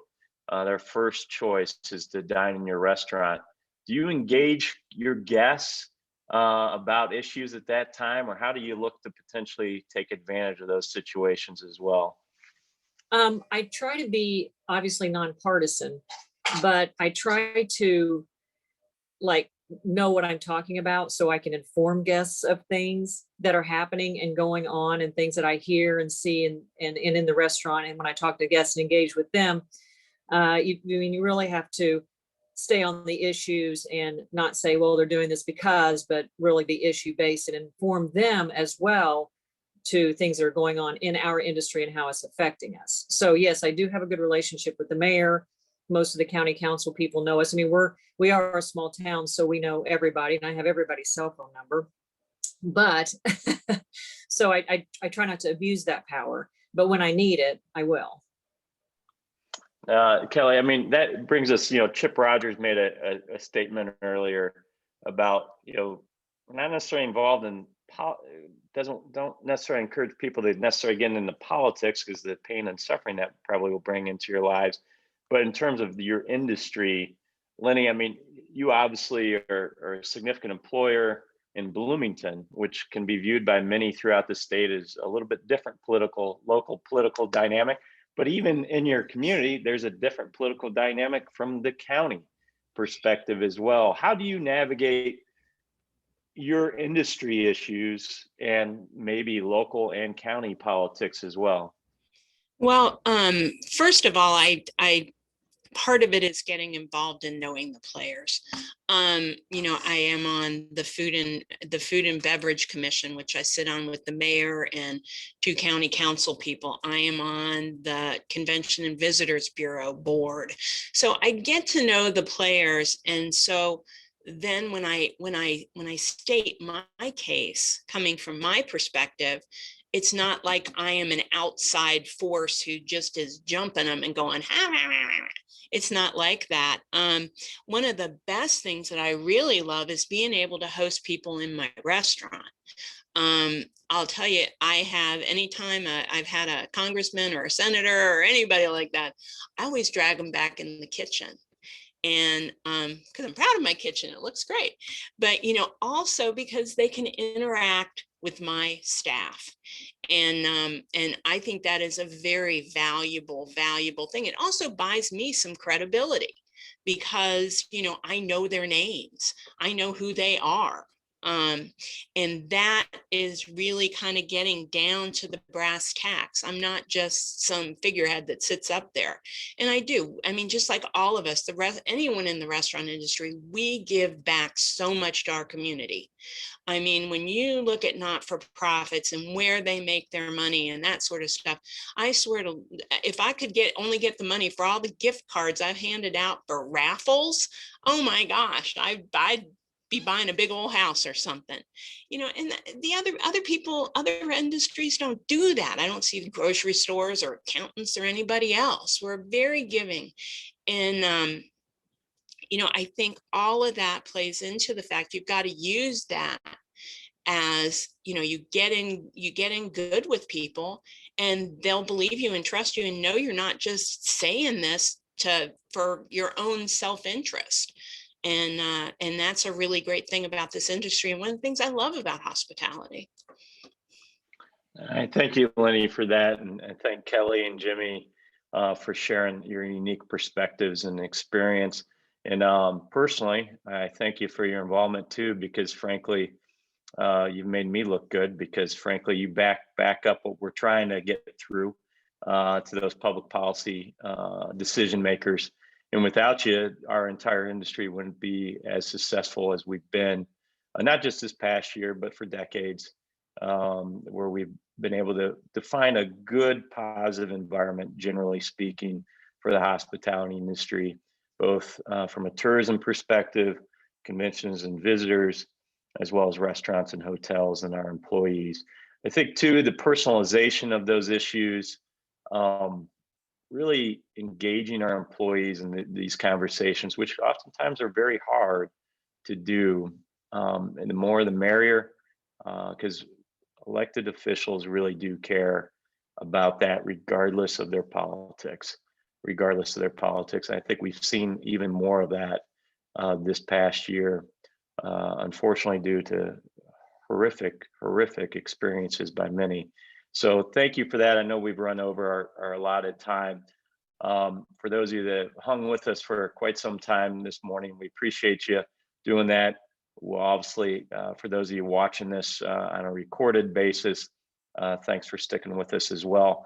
If there's ever any questions or so forth, feel free to always reach out to your team, our association. It's here for you. If there's issues that you are seeing, from a local health inspector issue to a tax issue to you name it, just feel free to reach out to us at any time. We'd love to try to help you navigate whatever that issue may or may not be. Take a look at the chat. Gabby's posted in there how to register for the National Restaurant Association Public Affairs Conference. We would encourage you to attend that. It's virtual, shocking this year, but we'll have the opportunity to meet with all our U.S. senators, members of Congress as well. Many of you have been doing that continuously the last year, but would love to be able to have you all join us at that time. So thank you to everyone, and thank you for all that you do to make Hoosier hospitality truly real throughout the entire state of Indiana. Thank you.